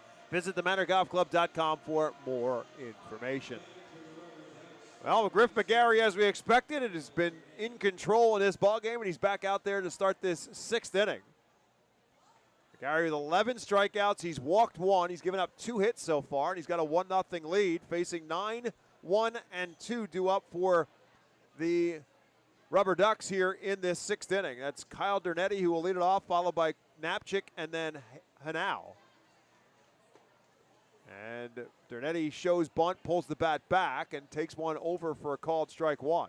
13 strikeouts is the career high for Griff McGarry. He's at 11 right now. Struck out 13 in 2022 with Jersey Shore. He's ahead of Dernetti. No balls and a strike. Dernetti, a strikeout victim his first time up. Spins him off the plate with a slider to make it 1 ball and 1 strike. 78 pitches for McGarry, so I would think this is probably his last inning no matter what. 1 ball and 1 strike as he winds and delivers. Slow roller to short. Aiden Miller gets his first chance, and he'll make the play to first base in plenty of time for out number 1 here in the 6th. Flips the lineup around to Christian Knapczyk. He's been a strikeout victim both times he's been at the plate. McGarry has struck out 7 of the 9 batters in the Akron lineup so far tonight. One of the ones he has not is in the on-deck circle, and Angel Hanau. The other is the 5-hole hitter, Jacob Cozart. First pitch to Knapczyk is a bit low for a ball. Not such a good finish to the series in Cincinnati for the Philadelphia Phillies. They fall to the Reds tonight 8-0. So Cincinnati ends up taking game 2 and game 3 of that series. 1-0 pitch to Knapczyk is over for a called strike. Phils stay on the road now. They head to Washington for a 4-game series beginning tomorrow night. Phils and Nats at 6:45 tomorrow night on 8:30 on WEU 8:30 a.m. on the radio as Knapczyk fouls this one in back behind us. Fan couldn't catch it cleanly. Got a sore hand, but he's got himself a baseball. He picked it up off the ground. Shaking his hand. Seems like there's a chance Aaron Nola is going to come back and make the start on Sunday. 1-2 pitch coming now to Knapczyk. Swinging a foul tip, and Ricketts holds on for strikeout number 12. So that's 12 for Griff McGarry, second most he's had in a game in his career. Also the 12 strikeouts, the most by an Phillies pitcher since Moises Chaussee struck out 13 Somerset Patriots on August 31st of last year. See if Griff can match those numbers here. As I said, one of the players he has not yet struck out for Akron is Angel Hanau, who's at the plate now. Hanau with a single in the first. One hopper right back to Griff McGarry his last time up in the 3rd. First pitch to him is up high for a ball. In addition to what we're talking about with McGarry tonight, again, he's now got 23 strikeouts in his last 10 2/3 innings pitched. 1-0 pitch. Swing and a foul tip that is held on to by Ricketts. It's 1 ball and 1 strike now to Hanau. He had 5 innings in New Hampshire, and he struck out 11. He's got 2 outs here in the 6th and 12 strikeouts.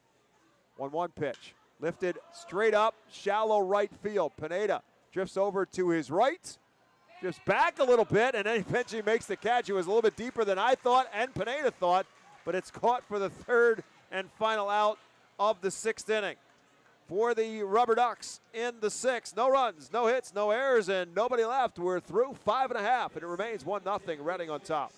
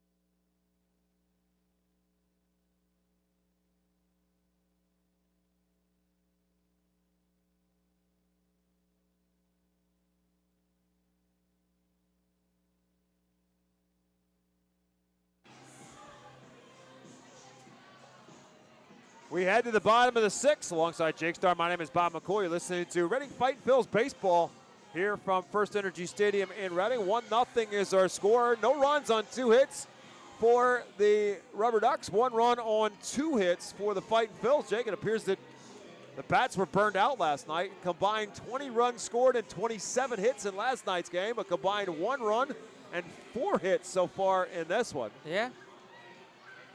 Steven Perez back out there to pitch for the RubberDucks after he came on and got the final 2 outs of the 5th inning. He'll face 3, 4, and 5 due up for the Fightins here in this 6th inning. Felix Reyes, Caleb Ricketts, and Paul McIntosh.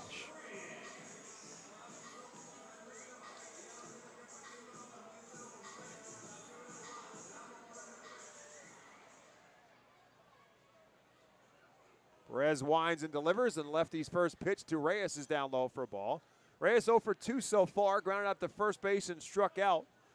Facing Rorik Maltrud, the starter for the RubberDucks.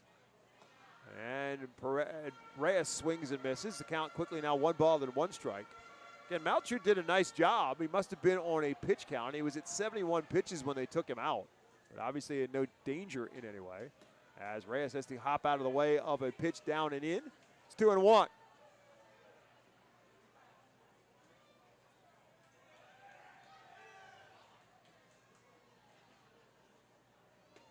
And down and in again. It's 3 balls and 1 strike to Felix Reyes. Phil's got 2 men on base last inning, but unable to do anything with it. And it's 3-1 to Reyes. He lifts this one down the first base line, but it's slicing foul and out of play. So the count now full.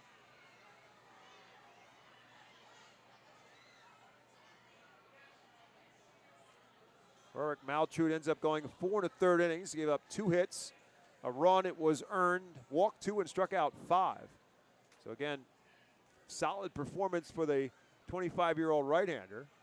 3-2 pitch. Chopper back up the middle. Knapczyk, the second baseman, is there, and he'll make the play for out number 1. So they'll bring up Caleb Ricketts. Man with the on-base string right now has yet to be retired in this series. Solo home run in the 2nd, walked in the 4th. On base 5 times last night, and his first 2 times tonight. And lefty on lefty matchup here. And the first is over for a called strike 1. So facing a left-hander for the first time, Caleb Ricketts. We'll see how he responds. And kind of pulled the shoulder out a little bit that time on that slider from Perez, and Ricketts is quickly in a no balls and 2 strike hole.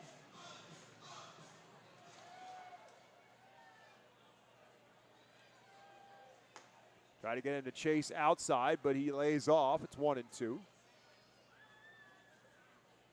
It's like the slow rain is settled to maybe a mist right now. This one lifted into left field. On a run is Antunes, and he'll get there, and Caleb Ricketts is finally retired on the fly ball in the left center field for out number 2. It'll bring up Paul McIntosh. McIntosh 0 for 2 so far. Flew out the left field and struck out in his 2 plate appearances. This day in baseball town history is presented by Body Zone Sports and Wellness, the official workout facility of the R Phils, going back to August the 13th of 2012. Reading Phil's Baseball Hall of Famer Darren Ruff hits his 3rd multi-homer game of the season, lifting the R Phils to an 8-4 victory over Trenton and into a tie for 2nd place in the Eastern Division. The epic season of 2012 for Darren Ruff. 1-0 pitch. Paul McIntosh takes that one down low. Ruff elected to the Baseball Town Hall of Fame earlier this season, as McIntosh now calls time in a 1 ball and 1 strike count with 2 outs here in the 6th.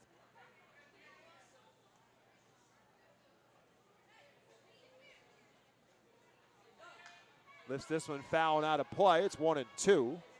McIntosh is designated hitter for the Phils tonight after a night off last night.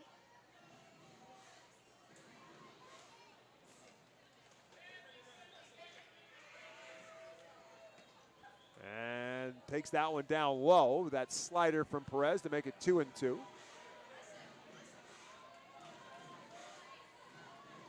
Seems to me I'm seeing a lot more of Quack the Duck the last 2 nights for some reason. Does it have anything to do with the RubberDucks?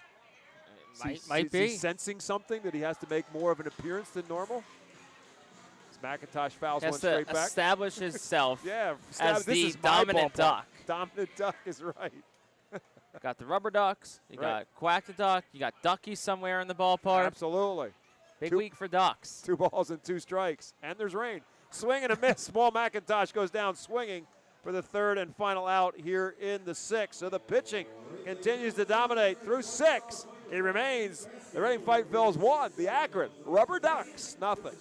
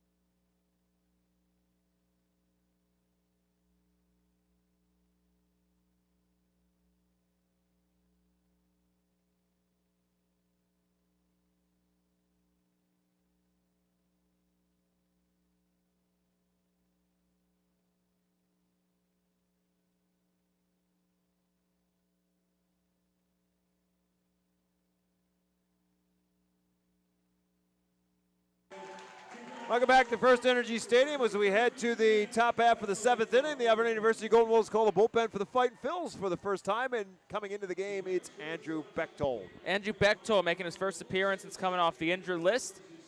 4.50 ERA, 30 appearances, 32 innings pitched, 34 hits, 19 walks, and 44 strikeouts. Bechtold will be facing the middle of the order for the RubberDucks. It'll be Alfonso Rosario, Ralphie Velazquez, and Jacob Cozart. That's 3, 4, and 5 due up for Akron.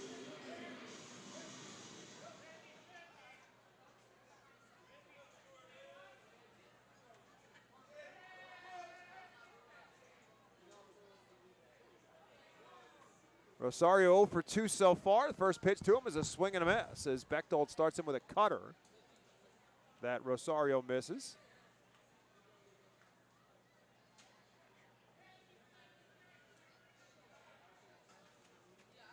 Go 1 pitch, down and in, it's 1-1. Bechtold now 29 years of age, Chadds Ford, Pennsylvania native. Grew up playing his high school baseball at Garnet Valley, then went on to play at Chipola Junior College in Florida. Drafted by the Twins in the 5th round back in 2017. 1-1 pitch is outside for a ball.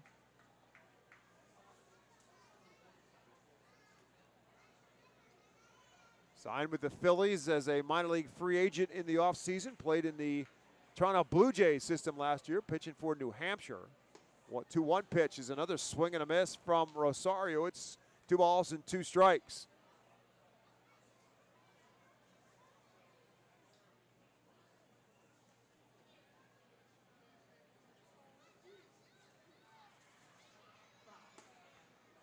Tries to get him to chase the pitch outside. He does not. Now the count is full.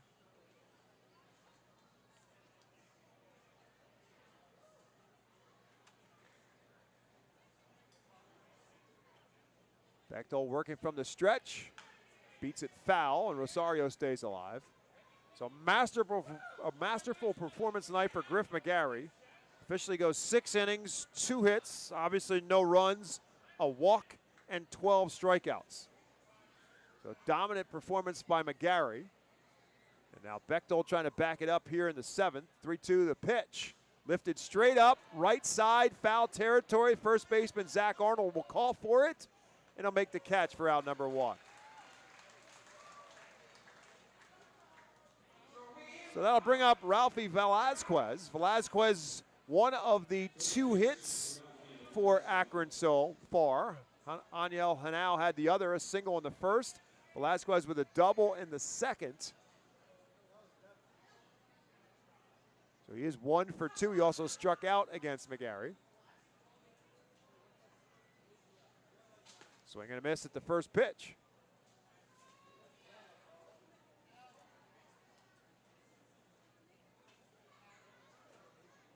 Bechtold had been trying to be a two-way player through most of his minor league system, most of his minor league years. As Velazquez lifts this one foul into the grandstand, finally stopped that Now, if you want to call it an experiment, his last time as a position player was back in 2023 at AA at St. Paul with the Twins.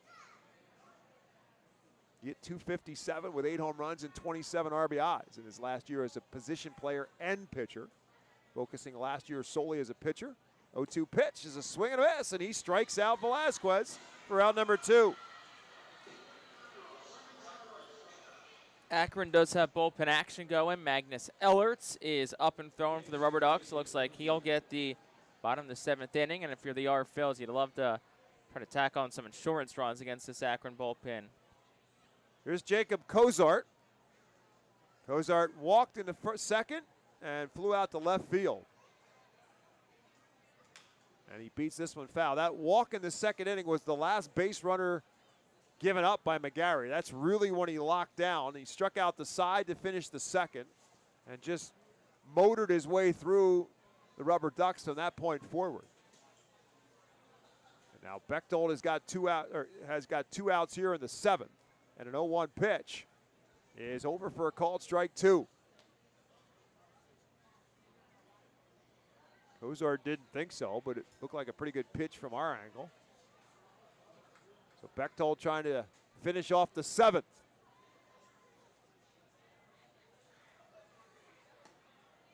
Joss misses outside. This top half of the 7th inning presented by White Star Travel, the official group sponsor of the Reading Fightin' Phils. Visit whitestartours.com for more information. And invite you to stick around for the White Star Travel postgame show as well tonight after this game is finished. 1-2 pitch.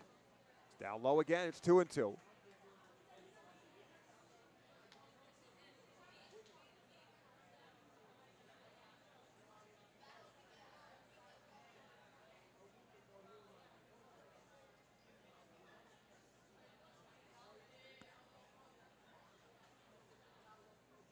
Swing and a miss, strike 3, and Bechtold ends up striking out 2 to finish the 7th. For the RubberDucks in the 7th, no runs, no hits, no errors, and nobody left. 7th inning stretch in baseball town. It's 1-0, Fightin' Phils on top.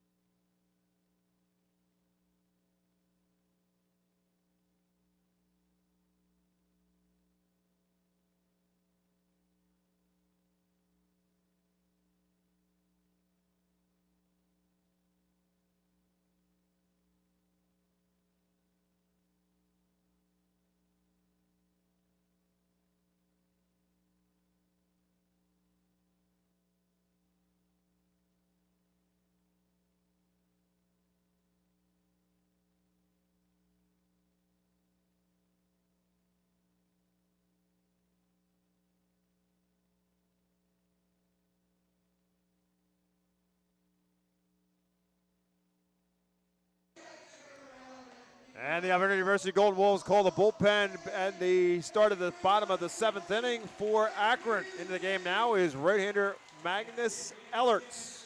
24th appearance of the year for Ellerts, all in relief, 2-0 record, 3.81 ERA, 28 1/3 innings pitched, 19 hits allowed, 26 walks, 45 strikeouts. Opponents hitting 188 against Ellerts this season. He will face Dylan Campbell, Nick Dunn, and Zach Arnold. That is 6, 7, and 8 due up for the Fightins as they look to put something together offensively, give themselves a little bit of a margin for error in this 1-0 ball game. Campbell 0 for 2 so far. Lined out to third base, flew out to center field in his 2 plate appearances. First pitch, ground ball to third. A little tough hop for Dernetti, but the third baseman will make the play. Plenty of time for out number 1. 1 pitch, 1 out here in the bottom of the 7th inning. Ellerts, 6'5", 225-pound right-hander. 24 years of age, originally from Woodbridge, Virginia.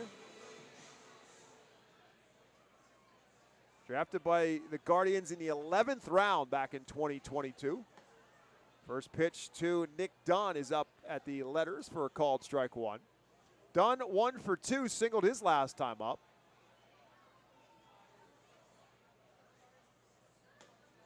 And that's there for a called strike two. So he quickly works ahead of Nick Dunn. No balls and 2 strikes.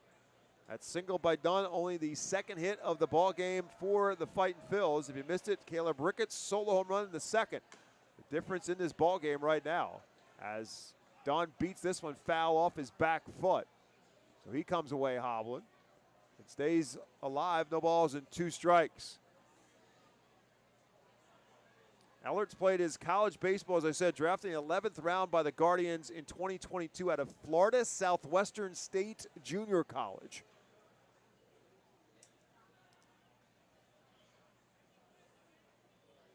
So they give Dunn a little bit of time, get the feeling back in that left foot as he steps into the batter's box from the left-hand side. And the pitch is into dirt. It's 1-2.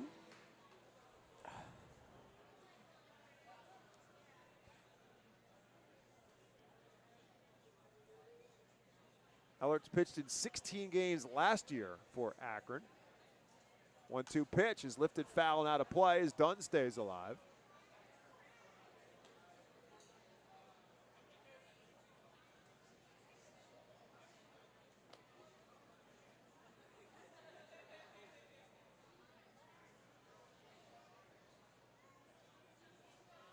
Beats this one down the first base line and stays alive again.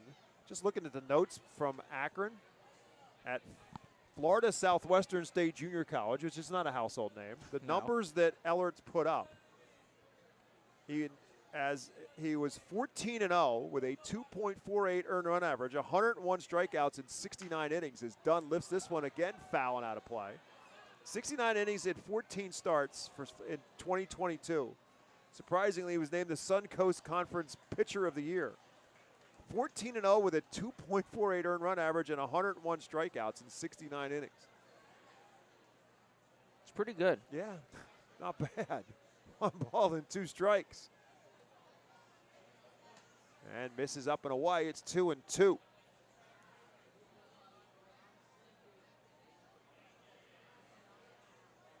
Always say it. If you get guys out, scouts will find you. I don't matter where you're at. 2-2 pitch. Swing and a miss, and Dunn cannot catch up to the high heat. Out number 2. Reading's got Tristan Garnett up and throwing. So looks like he'll get the 8th. Honestly, wonder if they'll go Garnett 8th, Walling 9th. It's a very heavy lefty lineup, so maybe they kind of just go back-to-back lefties to try to finish this game off. Yeah, the lineup is so left-handed dominant for Akron. You got a couple lefties in your bullpen.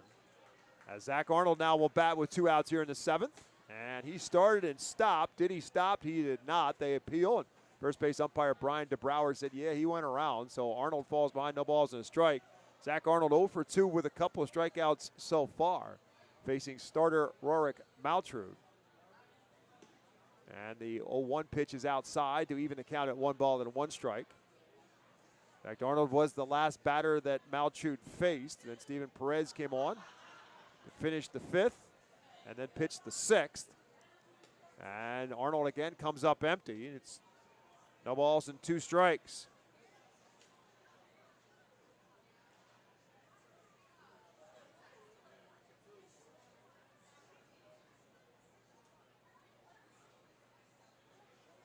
One-two pitch is a swing and a miss, strike 3. And that will do it for the Phils here in the 7th. The pitchers continue to dominate here as the Phils go in order in the 7th. We head to the 8th. It's still 1-0. Fightin' Phils on top.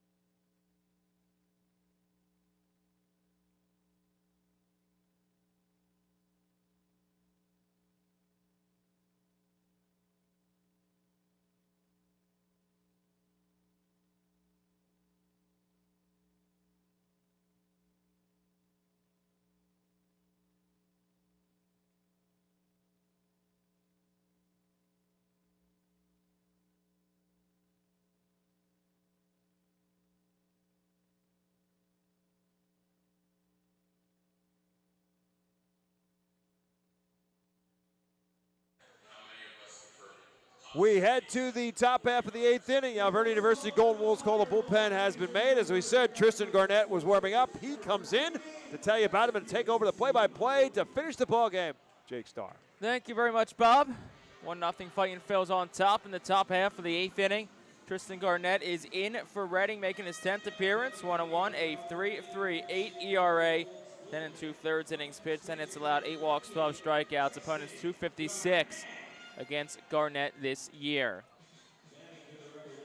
So Griff McGarry went 6 scoreless with 12 strikeouts. Andrew Bechtold tossed the 1-2-3 7th with a couple of Ks.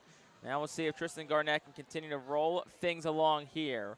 6-7-8 due up for Akron. Joe Lampe leads off, and the first pitch is waved on and whiffed by Lampe. It's 0-1.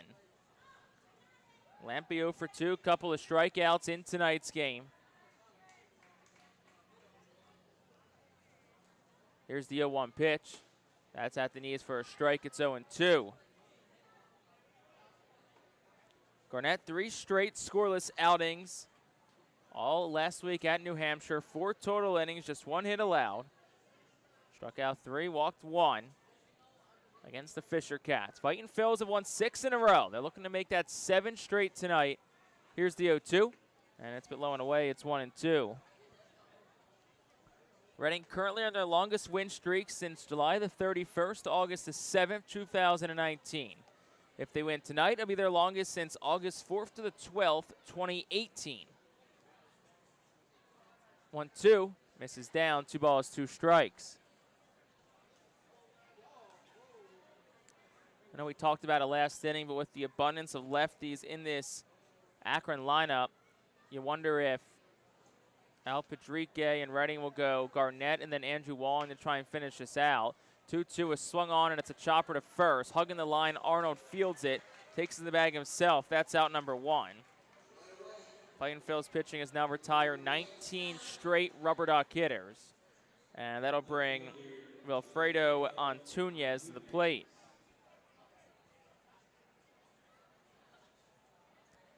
Fireworks after tonight's game. Fightin' Phil's trying to have some fireworks of their own tonight by getting win number 7 in a row. First pitch on Antunes is a called strike. It's 0-1. Antunes 0 for 2. Couple of strikeouts tonight. Here's the 0-1. Swinging a ground ball foul. It's 0-2. The 6 through 9 hitters in Akron's lineup tonight have a combined 9 plate appearances. 7 of them have resulted in strikeouts. No balls and 2 strikes here, 2 on Antunes. Garnett from the third base side of the rubber deals home. It's swung on and it's popped up towards center. Not deep. Campbell tracks back a couple of steps. The center fielder parks under it and makes the catch. That's out number 2. And that'll bring Jake Fox to the plate. Dylan Campbell has to be happy you get a routine play. He's had a lot of challenges and a lot of tracks back to the wall throughout this first 2 games of this series. So that'll bring up Jake Fox. He's also 0 for 2. Couple of strikeouts tonight. You're sensing a theme at some point. Reading pitching 14 strikeouts tonight. They had 18 last Thursday against New Hampshire. First pitch to Fox, the strike at 0-1. That was also the game started by McGarry. Most strikeouts Reading had in a game since the Erie series, the last home slate of the season last year. 0-1, swing and a miss. It's 0-2. Fastball 92 from Garnett. Look, there's no magic potion. You just have to have arms. And if you've got arms in your bullpen, you can win in today's game. You have to have arms in the bullpen in order to win the game. And that's been the struggle that the Fightins have had in the last 2 seasons. It's just not enough guys. You can get guys out. But last night and tonight, the bullpen's done a pretty good job. Here's the 0-2. Low and away. 1 ball, 2 strikes. Pitch number 11 of this inning from Tristan Garnett. Garnett came off the injury list July the 8th. Was on the 60-day IL with an oblique injury. 1-2, swung on, served towards left, towards the line. Over is Reyes. He lays out. He can't get it. It goes by him and rolls all the way to the wall. Fox around second. He's going to head to third. That's where he'll stop, and it's going to be a 2-out triple for Jake Fox. The first hit for the RubberDucks since the 2nd inning. And all of a sudden, the tying run is 90 feet away. Yeah, well, that's the way Felix Reyes plays. I mean, again, the safe play is to make sure it doesn't get past you, but he laid out, did everything he could to try to make a big play on it, but he really didn't have much of a chance at it. And then the ball got all the way back to the wall. He had a little bit of trouble picking the ball up, and Fox cruises into third base. Good news is there are 2 outs in the inning. And so the Phils can keep the infield back, and a fly ball doesn't tie the ball game. Here's Kyle Dernetti. First pitch to him on the inside corner. It's 1-0. Dernetti 0 for 2 tonight, a strikeout and a ground out to short. Also the triple for Fox, his 5th of the season. 1-0. Swinging a ground ball foul, first base side. And it's a ball and a strike.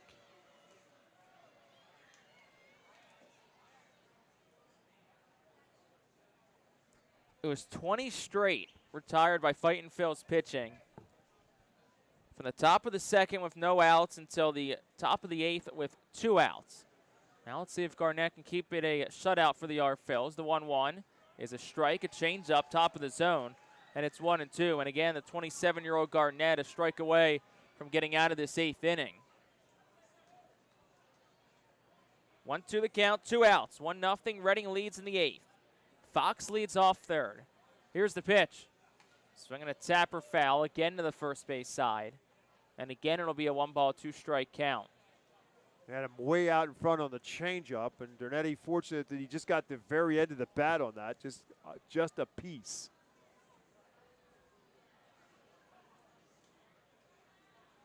Fox again leads off third, reached on a 2-out triple.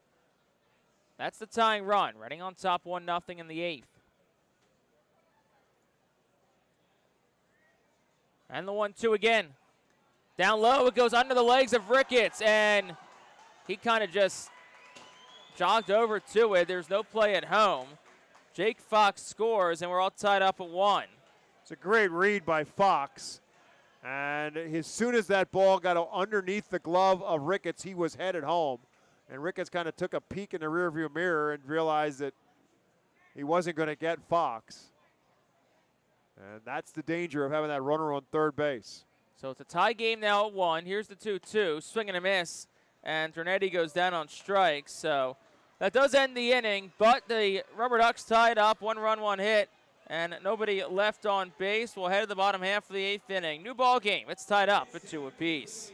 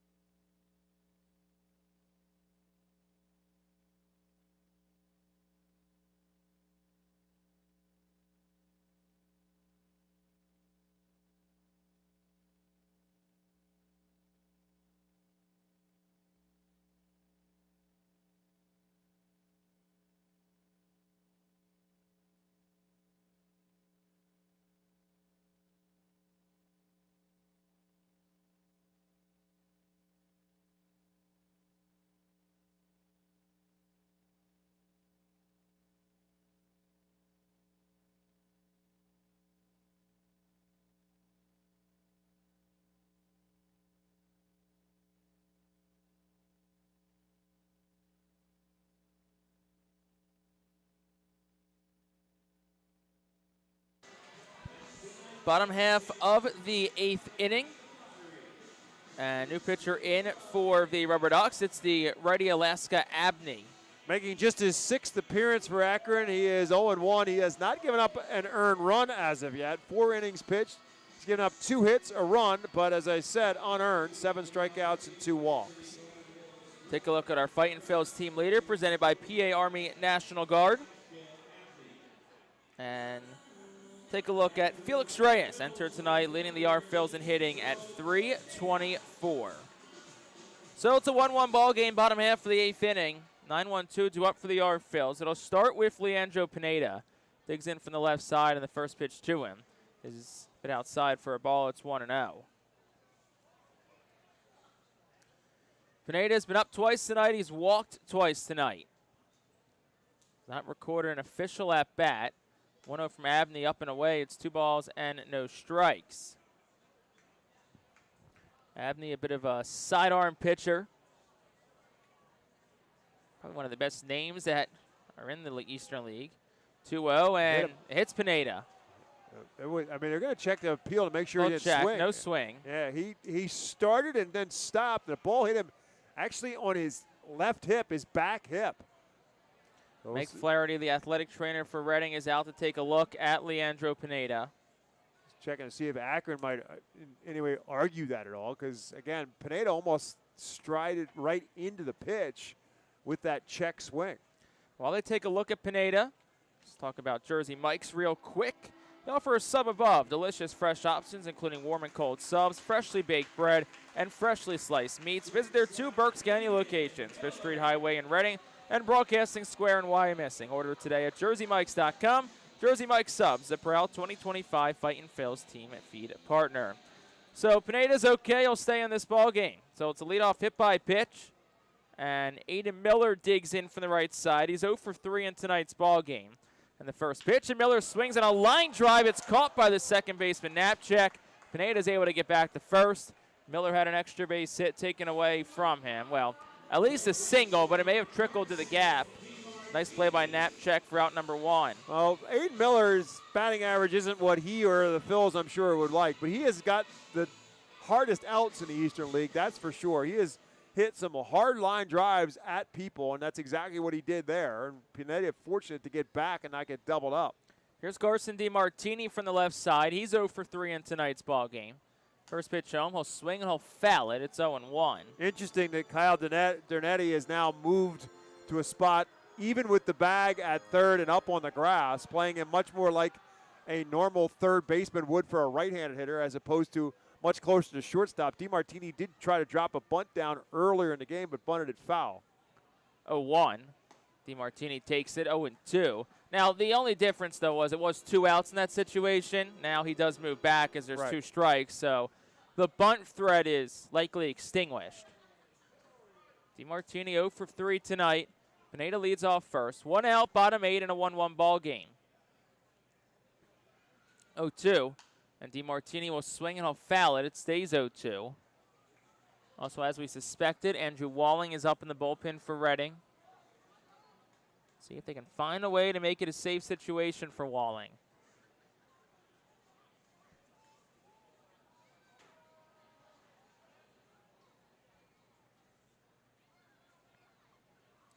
Here's the 0-2. Swing and a miss, and DiMartini goes down on strikes. First strikeout for Abney, the 9th overall for Akron pitching. And that'll bring Felix Reyes to the plate.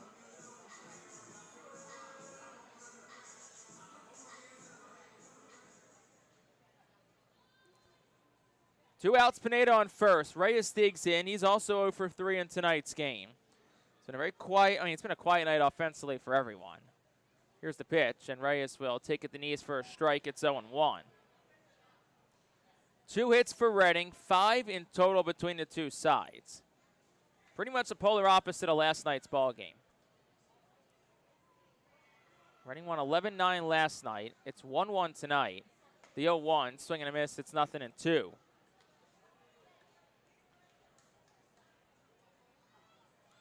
Reyes sitting .320 on the year.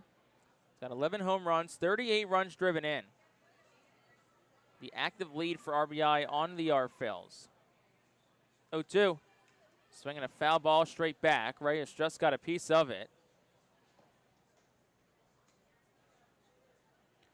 He had an RBI double last night as part of that big 4-run 7th inning for Reading, which came after a quiet start to the game last night. So let's see if Felix Reyes has another big hit late in him. 0-2. Swinging another foul ball straight back. It stays 0-2 as Reyes continues to fight.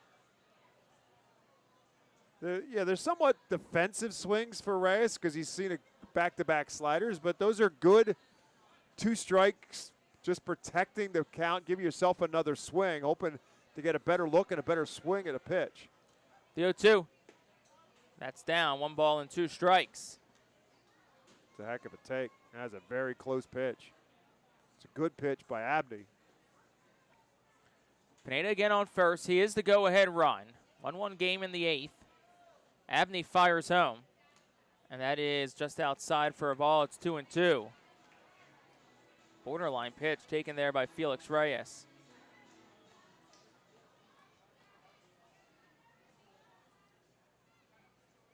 Abney trying to keep the game where it's at. 2-2. Reyes swinging a tapper right back towards the middle. It's gloved by the pitcher, Abney. He'll flip it over to first. It's in time. And that'll retire the side here in the 8th. No runs, no hits. Nobody left on base. Excuse me, 1 left on base for the Phils. We're through 8. We'll head to the 9th. All tied up, 1-1.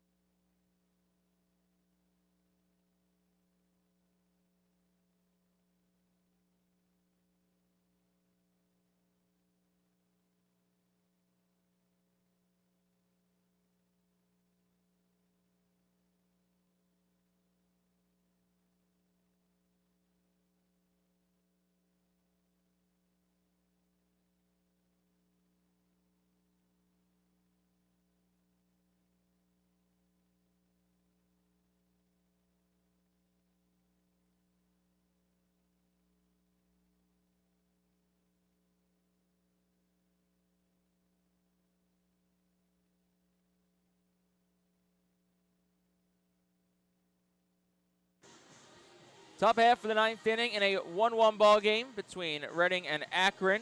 New pitcher in for the Phils. The lefty again. It's Andrew Walling. 31st appearance of the season for Walling. He's 2-3 with a 3.44 earned run average. 34 innings pitched. He's given up just 24 hits. He struck out 36, walked 14. He's only given up 1 home run on the season. Top of the order due up here for the RubberDucks. Christian Knapczyk will dig in from the right side, left side. I don't even know why I would assume there would be a righty in this RubberDucks lineup. Digs in from the left side to face Andrew Walling here. Knapczyk 0 for 3 tonight. He has struck out 3 times. All were against Griff McGarry.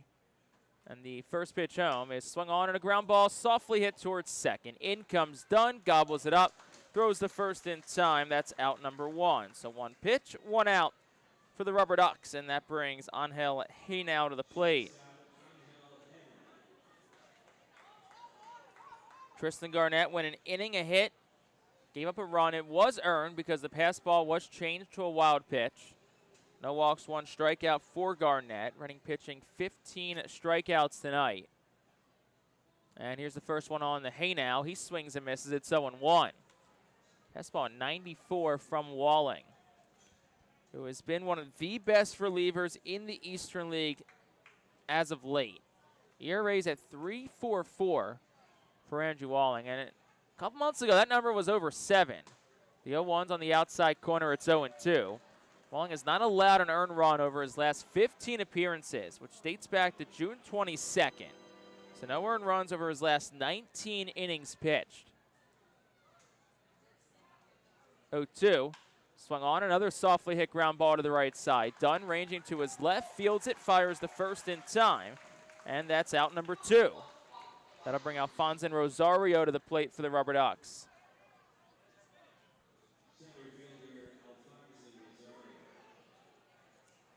Walling did pitch on Sunday, suffered the blown save, but did pick up the win in a 10-inning victory over the Fisher Cats. Very similar game, actually, to tonight. First pitch is swung on and fouled. It's 0-1. Reading scored in the first inning, led wire to wire, and then the Fisher Cats snapped both the no-hitter and the shutout in the 9th inning to tie the game at 1 before Reading scored a run in the 10th to take the eventual 2-1 victory. 0-1 is upstairs, 1 ball and a strike.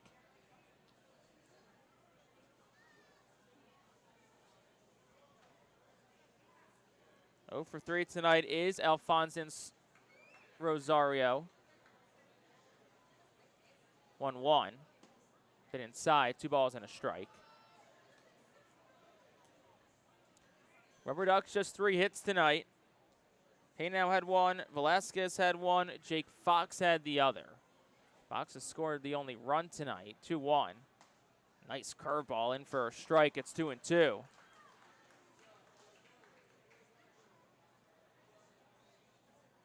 So a 2-2 count, 2 outs. 8 pitches in this inning for Andrew Walling. Trying to send it to the bottom of the 9th. The pitch swung on and it's fouled, out of play. Off to the first base side, it stays 2-2.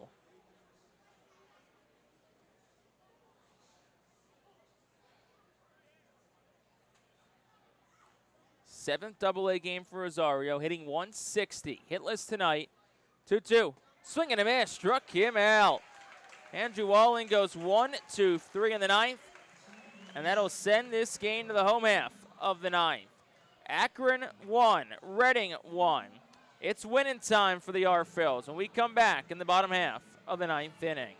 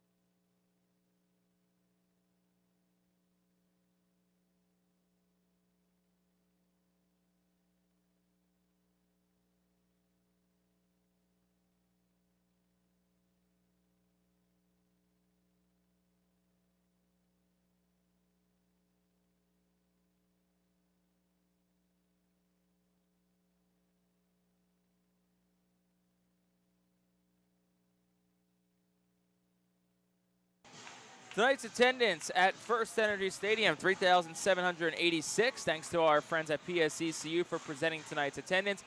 PSECU is proud to be one of the largest credit unions in Pennsylvania.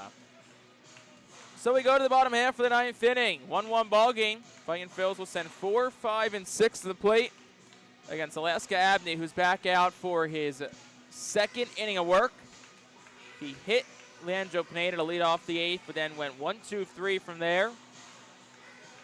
It'll be Caleb Ricketts, Paul McIntosh, and Dylan Campbell to try and send everyone home happy, or may I say, have the precursor of the fireworks show get off to a swimming start.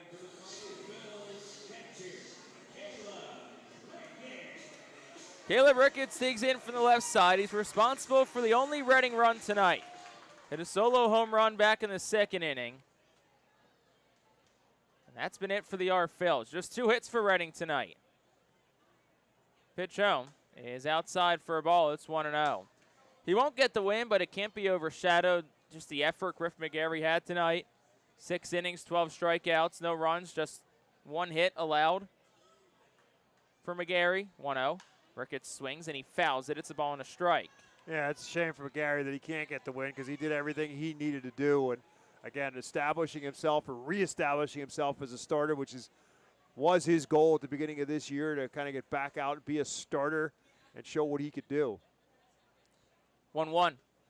Ricketts swings and he pops it up in the infield left side towards the grass of the third baseman, Dernetti, and he will make the catch, and that is out number 1. That'll bring Paul McIntosh to the plate for the R-Phils.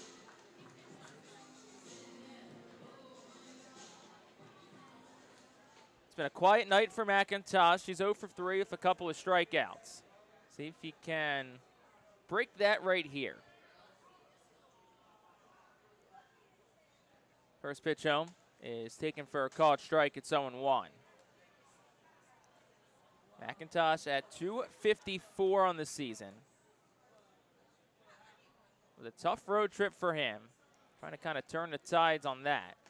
The 0-1 misses a bit outside. It's a ball and a strike. Does not look like Reading has any action, so if this game does go to the 10th, Andrew Walling will be the one pitching for Reading.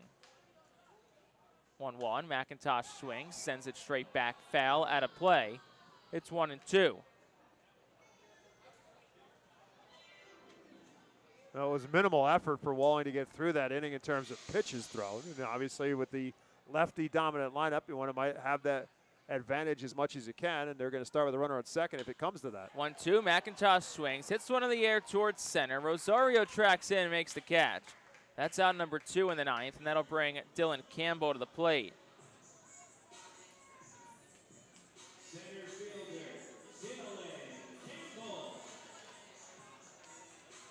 Campbell also 0 for 3 tonight. And it's been just a very quiet offensive night on both sides. And he'll dig in from the right side. 5 home runs this year for Campbell. And the first pitch, he was trying for number 6, and he swings and misses. It's 0-1.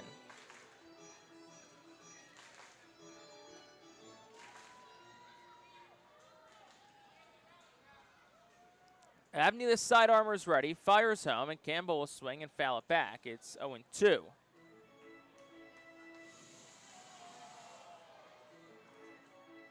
Time's called by Campbell. It was a good road trip for Dylan Campbell. Hit 375. And had a good night last night. Hit a solo home run to straightaway center field.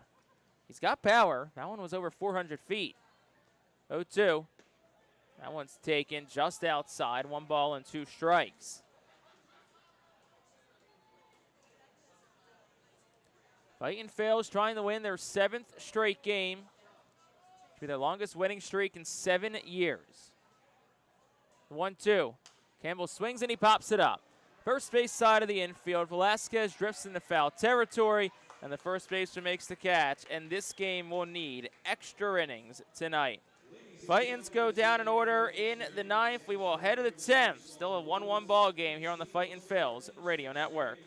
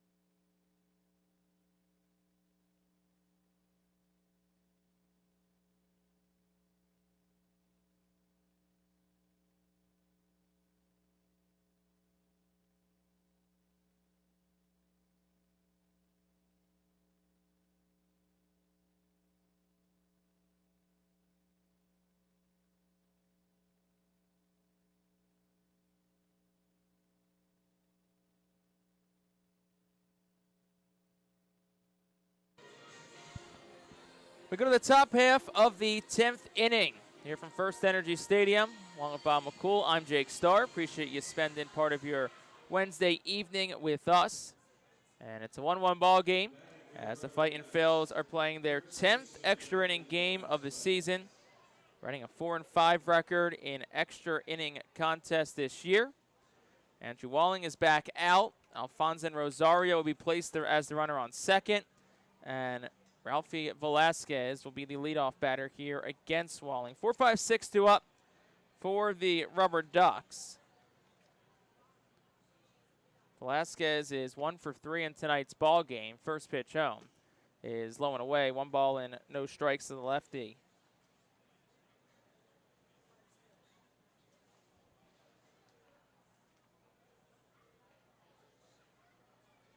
Couple of strikeouts and a double tonight for Ralphie Velasquez. Next pitch home, swung on, ground ball through the hole, right side, base hit. Rosario around third. Pineda had trouble picking it up. The throw is cut off, and it's an RBI single for Velasquez, and the RubberDucks take a 2-1 lead. First AA RBI for Ralphie Velasquez, and that'll bring Jacob Kozar to the plate. Well, didn't try to do too much to it other than just find a hole, and that's what you want to do. Get that ghost runner home right away. And now if you're Akron, you're going to try to build on that inning a little bit, but you can kind of relax a little bit at the plate because you at least got that run home. First pitch to Cozart's up. It's 1-0. It's the 6th extra inning game that Akron has played in this year. They're 1-4 so far in their first 5, but they didn't waste any time taking a lead. Here's the 1-0. That's down 2-0. That was just pitch number 14 for Andrew Walling.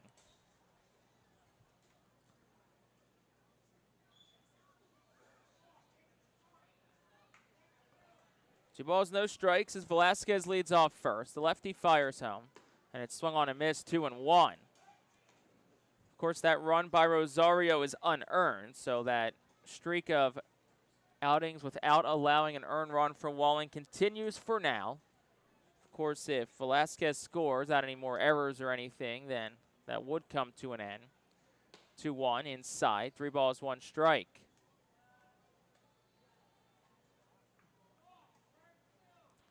Appears Akron does have some bullpen action going for the bottom half of the 10th inning. Davis Sharp, right-hander, is up in the bullpen. 3-1 is down ball 4.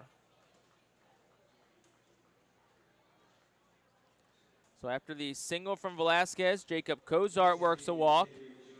That'll bring Joe Lampe to the plate. Al Padrique's coming out. There is nobody warming up in the Fightin Phillies bullpen, so this very well might just be some words of encouragement from the skipper for Andrew Walling, who, you know, uncharacteristically is having some struggles to start this inning. Yeah, it's unusual because usually when Al's coming out, he's coming out with a hook. But as Jake said, there's no hook to be made because there's nobody warming up in the bullpen. I think this could also be partially a situational Strategy, yeah. defensive situation conversation. Yeah, because Al is if you watch Al at the dugout, he's always talking to the infield. He's kind of the infield instructor, and rightfully so. He played the infield for a long time at a lot in the professional ranks. See if Lampe maybe lays down a bunt. I think that's a piece of it. You know, all right, if he's bunting, this is what we're going to do. How we're going to play it. Who's coming in? Is DeMartini going to stay at third and cover the bag at third to try to get the force out, which means Walling has to cover the left side of the infield. Lampe's 0 for 3 tonight. He does have 2 sack bunts on the season.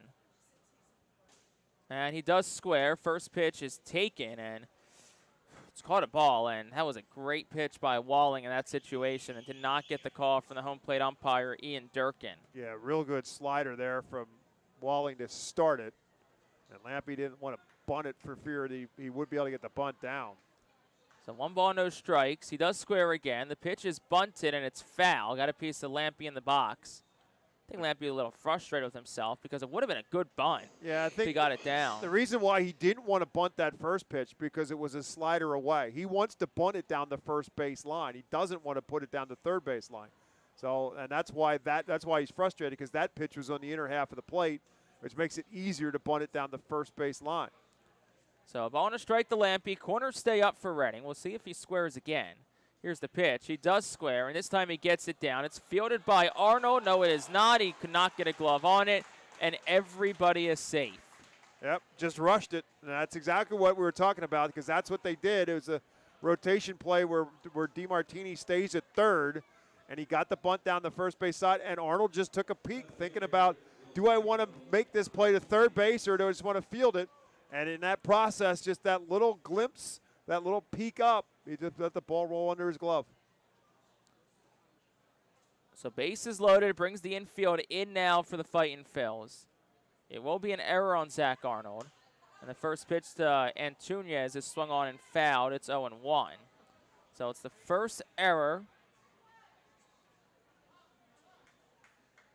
on Arnold since joining Double-A. It does go down as a sack for Lampe, so it shouldn't count as an official at-bat. Here's the 0-1. Outside, it's a ball and a strike.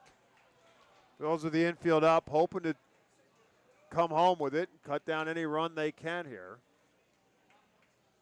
Also, Reading does have bullpen action. Gabriel Barbosa is up and throwing for the Fightin Phils should he be needed this inning. 1-1.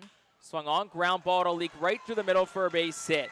Velasquez scores. Cozart's waved around third. Here's Campbell's throw home. It's a little late. Going up to third on the throw is Lampy. Going to second is Antunes, and Ricketts just threw it right in the center field. Campbell throws to third, but that'll score Lampy. So 3-run score on just a single and a lot of throwing it around. Whoa, Nelly, what a play, and the RubberDucks break it open. It's 5-1. Yeah, those are the kind of plays. We've seen too many of them this season. There's just so many things that were done fundamentally wrong there, and here comes Al Padrique again. So he's going to have to take Walling out. They do have somebody up in the bullpen quickly. But the throw home was high, and Ricketts came back and then airmailed it into center field. Dylan Campbell did a great job to back it up, and so it froze the runner at third base, but then he threw it to third, and so the runner could break home instead of just throwing it into a cutoff man, and then that holds the runner up. So lots of mistakes made on that, and all of a sudden a deficit to climb. So it should be a 2-run single. Yep. Because Velasquez and Cozart both scored. Lampy moved to third on the throw home, so then he took home. So it should be an error, I believe, on Ricketts throwing it. Campbell shouldn't get an error for that throw. So it should just be 2 RBIs and then an error that scored Lampy on Ricketts. But nonetheless, it's a 5-1 lead for the RubberDucks. Andrew Walling is done. We'll step aside for a moment. I have the new pitcher after this.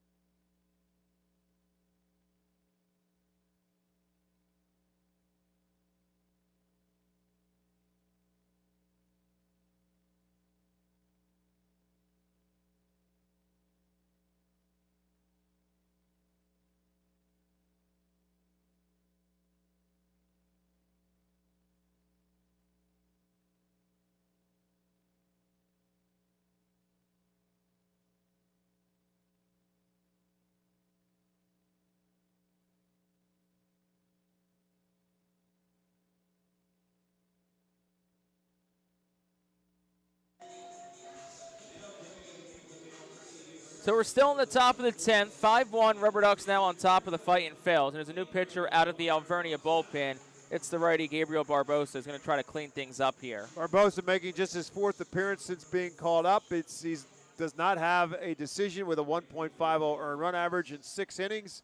He's given up 2 hits and a run, 6 strikeouts, and just 1 walk. So Jake Fox will lead things off, the 8-hole hitter for Akron here in the inning. And first pitch is outside for a ball. It's 1-0. This is, of course, one of those moments you really, really want to work hard to just try not to let it spiral out of control any more than it already has.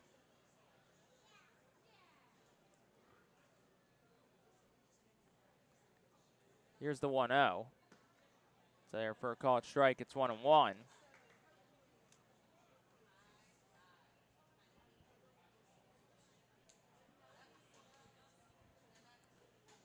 Jake Fox in tonight's game, well, he's been the difference maker. He's 1 for 3.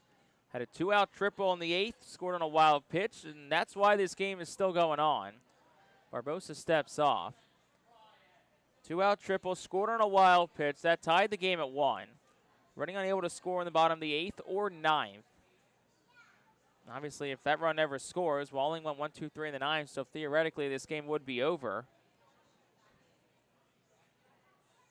The 1-1 swing and a foul ball. It stays, no, it's 1-2 now.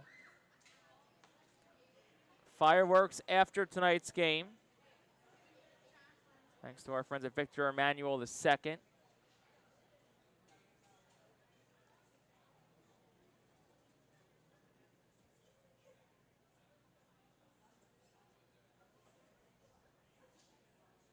Ball and 2 strikes to count to the 8-hole hitter Jake Fox. Leading off second is Wilfredo Antunes, who played a role in breaking this game open with a 2-run single earlier in the frame. 1-2, and Barbosa loses the curveball up and away. It's 2-2.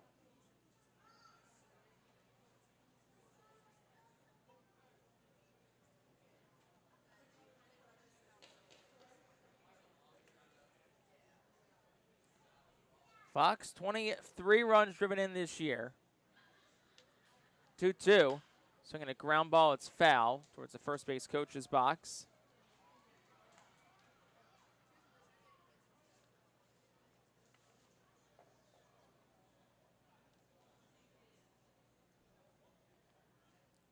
Fox, a .220 hitter this year with runners in scoring position. 19 of his 23 RBI have come with men on second and or third.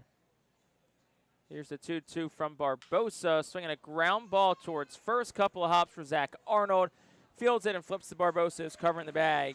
It's in time for out number 1. Up to third goes Antunes on the play, which will presumably bring the infield in for the Phils as Kyle Dernetti steps in.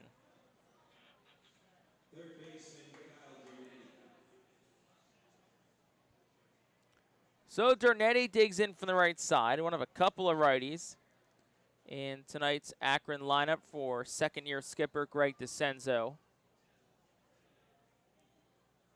Infield up for the Phils. Here's the first pitch, and it's a curveball down, 1 ball, no strikes. It's the 4th AA appearance for Barbosa. It was promoted on July 27th to the Fightin Phils. It's gone an inning, 2 innings, and 3 innings in his 3 appearances for the Phils. So he's someone who can give bulk innings if needed. He's done it with Jersey Shore. The 1-0 clips the inside corner for a called strike. It's 1-1.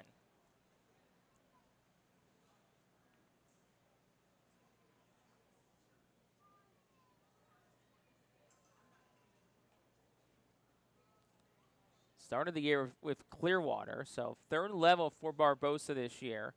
The 1-1 is outside. It's 2-1. Phillies took Barbosa from the Yankees in the minor league Rule 5 draft last December. Spent last year with Tampa, single A for the Yankees. Was in the Rockies system before that from 2018 to 23. Got as high as single A Fresno. 2-1. He's inside for a ball. It's 3-1. Barbosa, a native of Brazil. Hometown of Bastos, Brazil. For Gabriel Barbosa. 3 balls, 1 strike. Infield up. Here's the pitch. That one swung on, hit in the air well. Towards left. Reyes back at the track. Reaches up, makes the catch as he crashes against the wall. It is deep enough, though. Antunes will come home to score. That'll make it a 6-1 game on an RBI sac fly for Dernetti, his 3rd RBI at the AA level. So it does clear the bases and gets the second out of the inning as the Fightin Phils just looking to get out of this 10th inning, where the game has really kind of spiraled out of reach for the Phils. Here's Napchik in the top of the order. First pitch is a strike. It's 0-1. It's been a quiet night for Napchik. 0 for 4. 3 strikeouts and a ground out to second back in the 9th.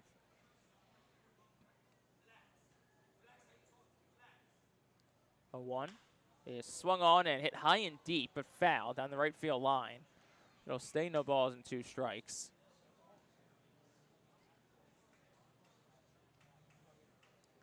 Two outs in the top of the 10th. 6-1's our score. Akron leads the Fightin Phils.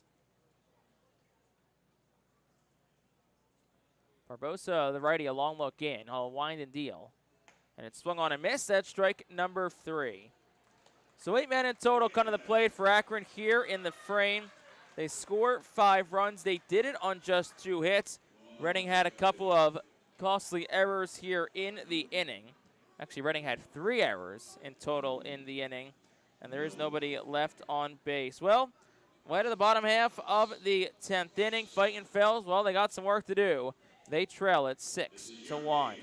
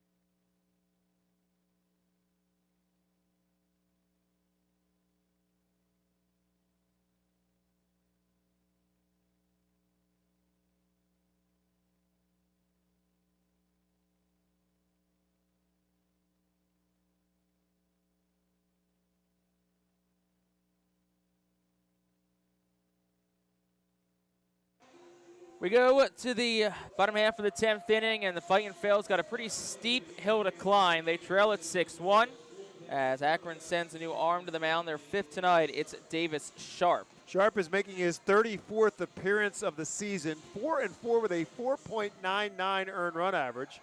He has 4 saves in 5 opportunities. This obviously is not a save opportunity any longer. 52 and a third innings pitched. He's given up 51 hits, struck out 48, walked 16. He's also given up 5 home runs. So Reading will send the bottom third of their lineup up here in this 10th inning. Nick Dunn will lead things off for the Phils. Nick Dunn has one of the 2 Reading hits tonight. He had a single back in the 5th and was eventually stranded on second base. First pitch home is taken up and away for a ball. It's 1-0. So Alaska Abney, 2 scoreless innings, a strikeout. Would be the winning pitcher of record should the RubberDucks hold on and win in this 10th inning. 1-0. Dunn will take it down the chute. It's 1-1. It's a heck of a job tonight by the RubberDuck bullpen. Perez, Ellerts, and Abney to this point in time a combined 3 2/3 innings pitched and have not given up a hit or a run. Totally different scene from what we saw from their bullpen last night. 1-1 is upstairs, 2 balls and 1 strike.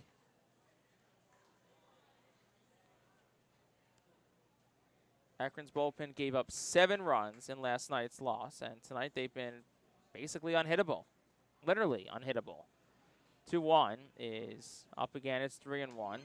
Dylan Campbell is the runner at second base for the Phils to start this inning, as he was the one who made the last out in the bottom half of the 9th inning. So you got some speed out on second base. See if Reading can string some hits together here. 3-1 is up. That's ball 4. So leadoff walk for Dylan Campbell. And that'll bring Zach Arnold to the plate. Also can close the line on Andrew Walling. So it's an inning, 2 hits. Gives up 5 runs. He's charged with just 2. 1 walk, 1 strikeout. Barbosa gets charged for no runs in his outing. Also struck out a batter. Reading 17 strikeouts in total tonight. 1 shy of the 18 they had last time McGarry pitched on Thursday at New Hampshire. That's the first pitch to Arnold. Misses inside. 1 ball, no strikes.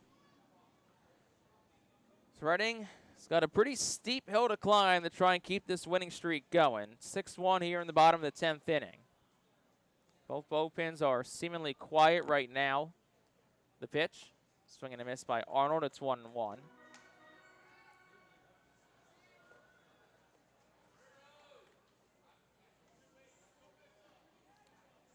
Zach Arnold 0 for 3 tonight. He's got 3 strikeouts. Next pitch, swing and a miss. It's 1-2.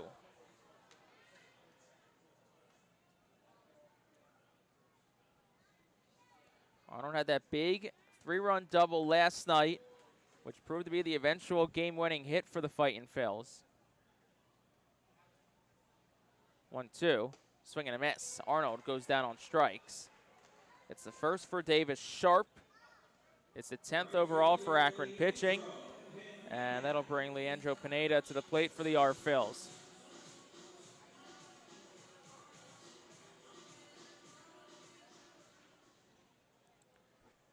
Crowd a little over 3,000 still on hand here tonight.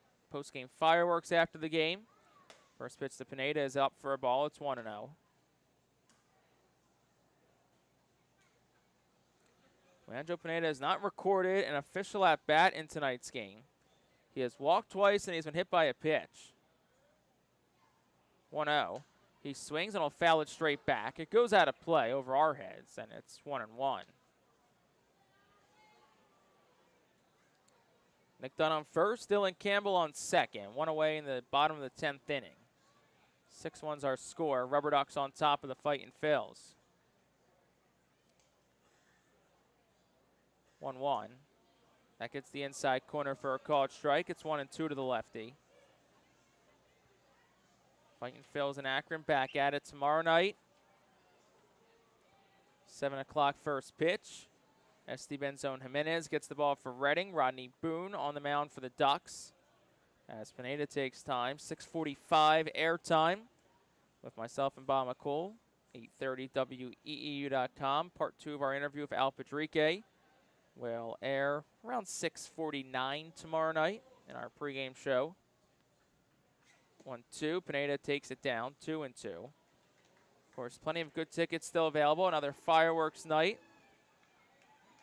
Friday fireworks. Saturday, the 27th annual Harley night. Harley game cap giveaway and fireworks. Sunday, Philly Fanatic appearance. As Sharp will step off, check the runners back. So still a pretty jam-packed week left here in Baseball Town. Tickets at rphils.com. 2-2s taken inside, 3 balls and 2 strikes. So count full to Leandro Pineda, who's walked twice and was hit by a pitch so far tonight.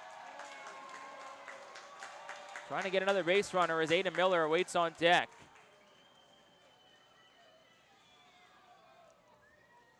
(3-2), he swings and Pineda fouls it down the right field line.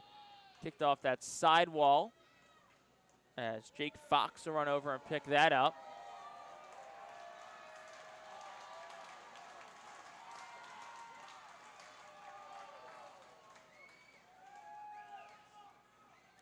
Count stays full to Pineda. Dunn on first, Campbell on second. 1 out in the 10th. Pitch home is taken outside. That's ball 4. So Leandro Pineda has walked for the 3rd time tonight. He doesn't have an at-bat tonight. He does not have an at-bat tonight. He's hit by a pitch and walked 3 times. So that'll load the bases here for Aiden Miller. Miller hitless tonight. He's 0 for 4. So conversation in the mound now. Cozart to come out, try to settle down his pitcher. And the answer is, look, if he hits a bomb, we're still winning. So attack the batter. That's got to be the message. Walks cannot be a part of this. If he gets a hit, he gets a hit. Make him hit to get on. So Aiden Miller in from the right side. He's looking for his first hit tonight. He's looking for his first hit of the week. Hitless the last 2 nights. First pitch, Miller swings, ground ball deep in the hole at 3rd, and it's going to be foul. Dernetti fields it just to the left of that chalk. Miller was named the Eastern League Player of the Week last week after hitting .385 at New Hampshire. Scored 10 runs, had 6 extra base hits, drove in 4 runs, also included his 9th home run of the season and 5 doubles. His running took 5 of 6 from the Fisher Cats. 0-1, swing and a miss by Miller. It's 0-2. Found himself out in front of a cutter at 86.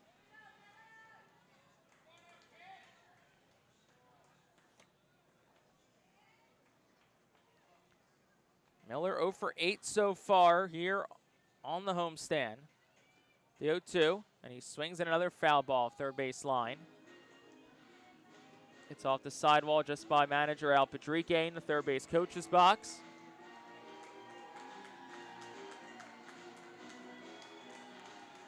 Conhel Haynell flips it into the crowd.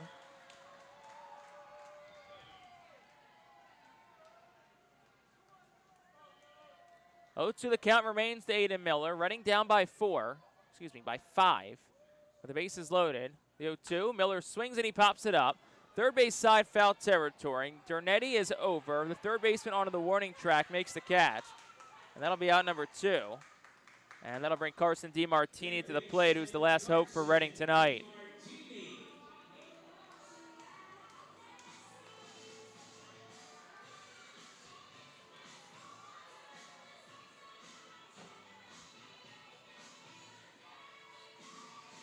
It's also been a quiet night for DiMartini. He's 0 for 4, couple of strikeouts. Came after a good night from Carson DiMartini last night, where he reached base 4 times. Had a couple of RBI and a triple, along with 2 hits. First pitch, swing and a miss. It's 0-1. And in front of a cutter down in the zone at 86. Bases remain loaded. 2 outs here in the 10th. Akron scored 5 in the top of the inning, and they're looking to snap a little 2-game losing skid and secure their first win of the week. 0-1, DiMartini swings and it leaks to the middle for a base hit. 1 run will score, then Campbell. Dunn's held up at 3rd. So it's an RBI single for Carson DiMartini. That makes it a 6-2 ball game. And that'll bring the tying run to the plate in Felix Reyes. And there's someone who can tie this game with one swing of the bat, Bob. It is Felix Reyes. Well, I guarantee he's going to make the effort. That much I can guarantee you. And before that happens, we're going to get a conversation. The pitching coach, Kevin Arminio, was going to come out to have a conversation with the pitcher. And I think it's going to have a lot to do with just trying to settle him down a little bit right now. Because as I said before, when Aiden Miller was up there, the worst he could do is hit a bomb and we still have a lead. Well, that's off the table now because Felix Reyes hits a bomb now. We've got ourselves a tie ball game. So now you got to have just a little bit of a different perspective, but at the same time, to remind yourself of what Reyes can do, what Reyes cannot do. And obviously, you don't want to challenge him with a fastball because if you do, make it pay. That's what I think it's going to be. It's probably going to be a lot of off speed, a lot of stuff around the zone. So bases loaded, first pitch. Inside, almost got a piece of Reyes. It's 0-1-0. It's probably a setup pitch, if anything. Up and in with a fastball, and now 92. try to get him get something off the plate. Try to get Reyes to chase and get himself out. Reyes 0 for 4 tonight. Next pitch is hit him. So that hits Felix Reyes. Nick Dunn will score. That'll make it a 6-3 ball game as Reyes picks up RBI number 39. And now that'll bring the winning run to the plate, and who else but the red-hot Caleb Ricketts. And may I say, Caleb Ricketts has hit a walk-off grand slam this year for Clearwater. Yeah, he did that as one of his rehab games coming back from that broken hand. Well, the last thing Akron wanted to do was get another arm up, but they don't have a choice. There is action now in the Rubber Duck bullpen. It's going to be a pinch runner for Reading here. Cade Fergus is going to pinch run for Caleb Ricketts because, look, something in the gap very well could tie this game. Pitch runner for Reyes, yeah. If Ricketts can hit one in a gap somewhere with Fergus's speed, he could score and tie the ball game up. So bases remain loaded, 2 outs, bottom 10. 6-3 is our score. Tying runs on first. The winning run is at the plate in Caleb Ricketts, who does have a home run tonight. First pitch. It's over for a called strike. It's 0-1.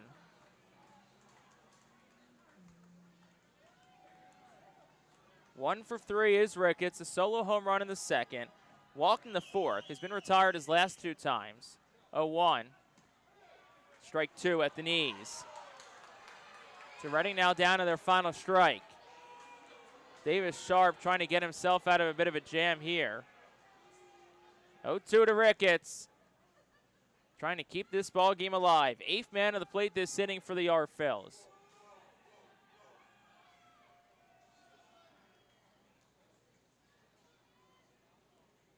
Davis Sharp ready at the letters. The 0-2. Ricketts takes it just off the outside edge of the plate. It's 1-2. A gutsy take by Caleb Ricketts. It's a guy who knows his strike zone. I was going to say, if anyone knows it, it's the catcher. 1 ball, 2 strikes to count to Caleb Ricketts. So the Phillies have some fireworks in store. The 1-2. Swinging a ground ball towards the middle. It's going to be a tough play for Haynow. He fields, and there is no play. Pineda scores. Everyone else is safe. It's an RBI single for Caleb Ricketts, and it's a 6-4 ball game. Well, he didn't hit it hard. It may have even broken his bat, but he hit it in a perfect spot with the second baseman pulled around for the left-handed hitter. And Haynow couldn't make the play. Napchik really just did the smart thing, which is to put it in his pocket because he didn't have a play anywhere. And too many times we see guys try to make some kind of off-balance throw and hope. And the best thing you could do there is do that, which is nothing, and take your chances on the next hitter. First pitch to McIntosh. He swings, and it's a fly ball towards shallow right. Jake Fox is in. He's under it. He makes the catch. That ends the ball game and extinguishes any sort of a threat. He's under it. He makes the catch. That ends the ball game and extinguishes bottom half of the 10th inning. Fight, and you got to give Reading credit for that. But, I mean, the fight on the offense just a little too late in tonight's ball game as the Fightin' Phils drop it 6-4. And their season-long 6-game winning streak comes to an end. Reading did score 3 runs in the inning. They did it on a pair of hits, and they did leave the bases loaded. So that is how tonight's game comes to an end. Griff McGarry's excellent start spoiled by a RubberDucks comeback. We'll step aside for a moment. We come back. Bob McCool's got your post-game show right here on the Fightin' Phils Radio Network.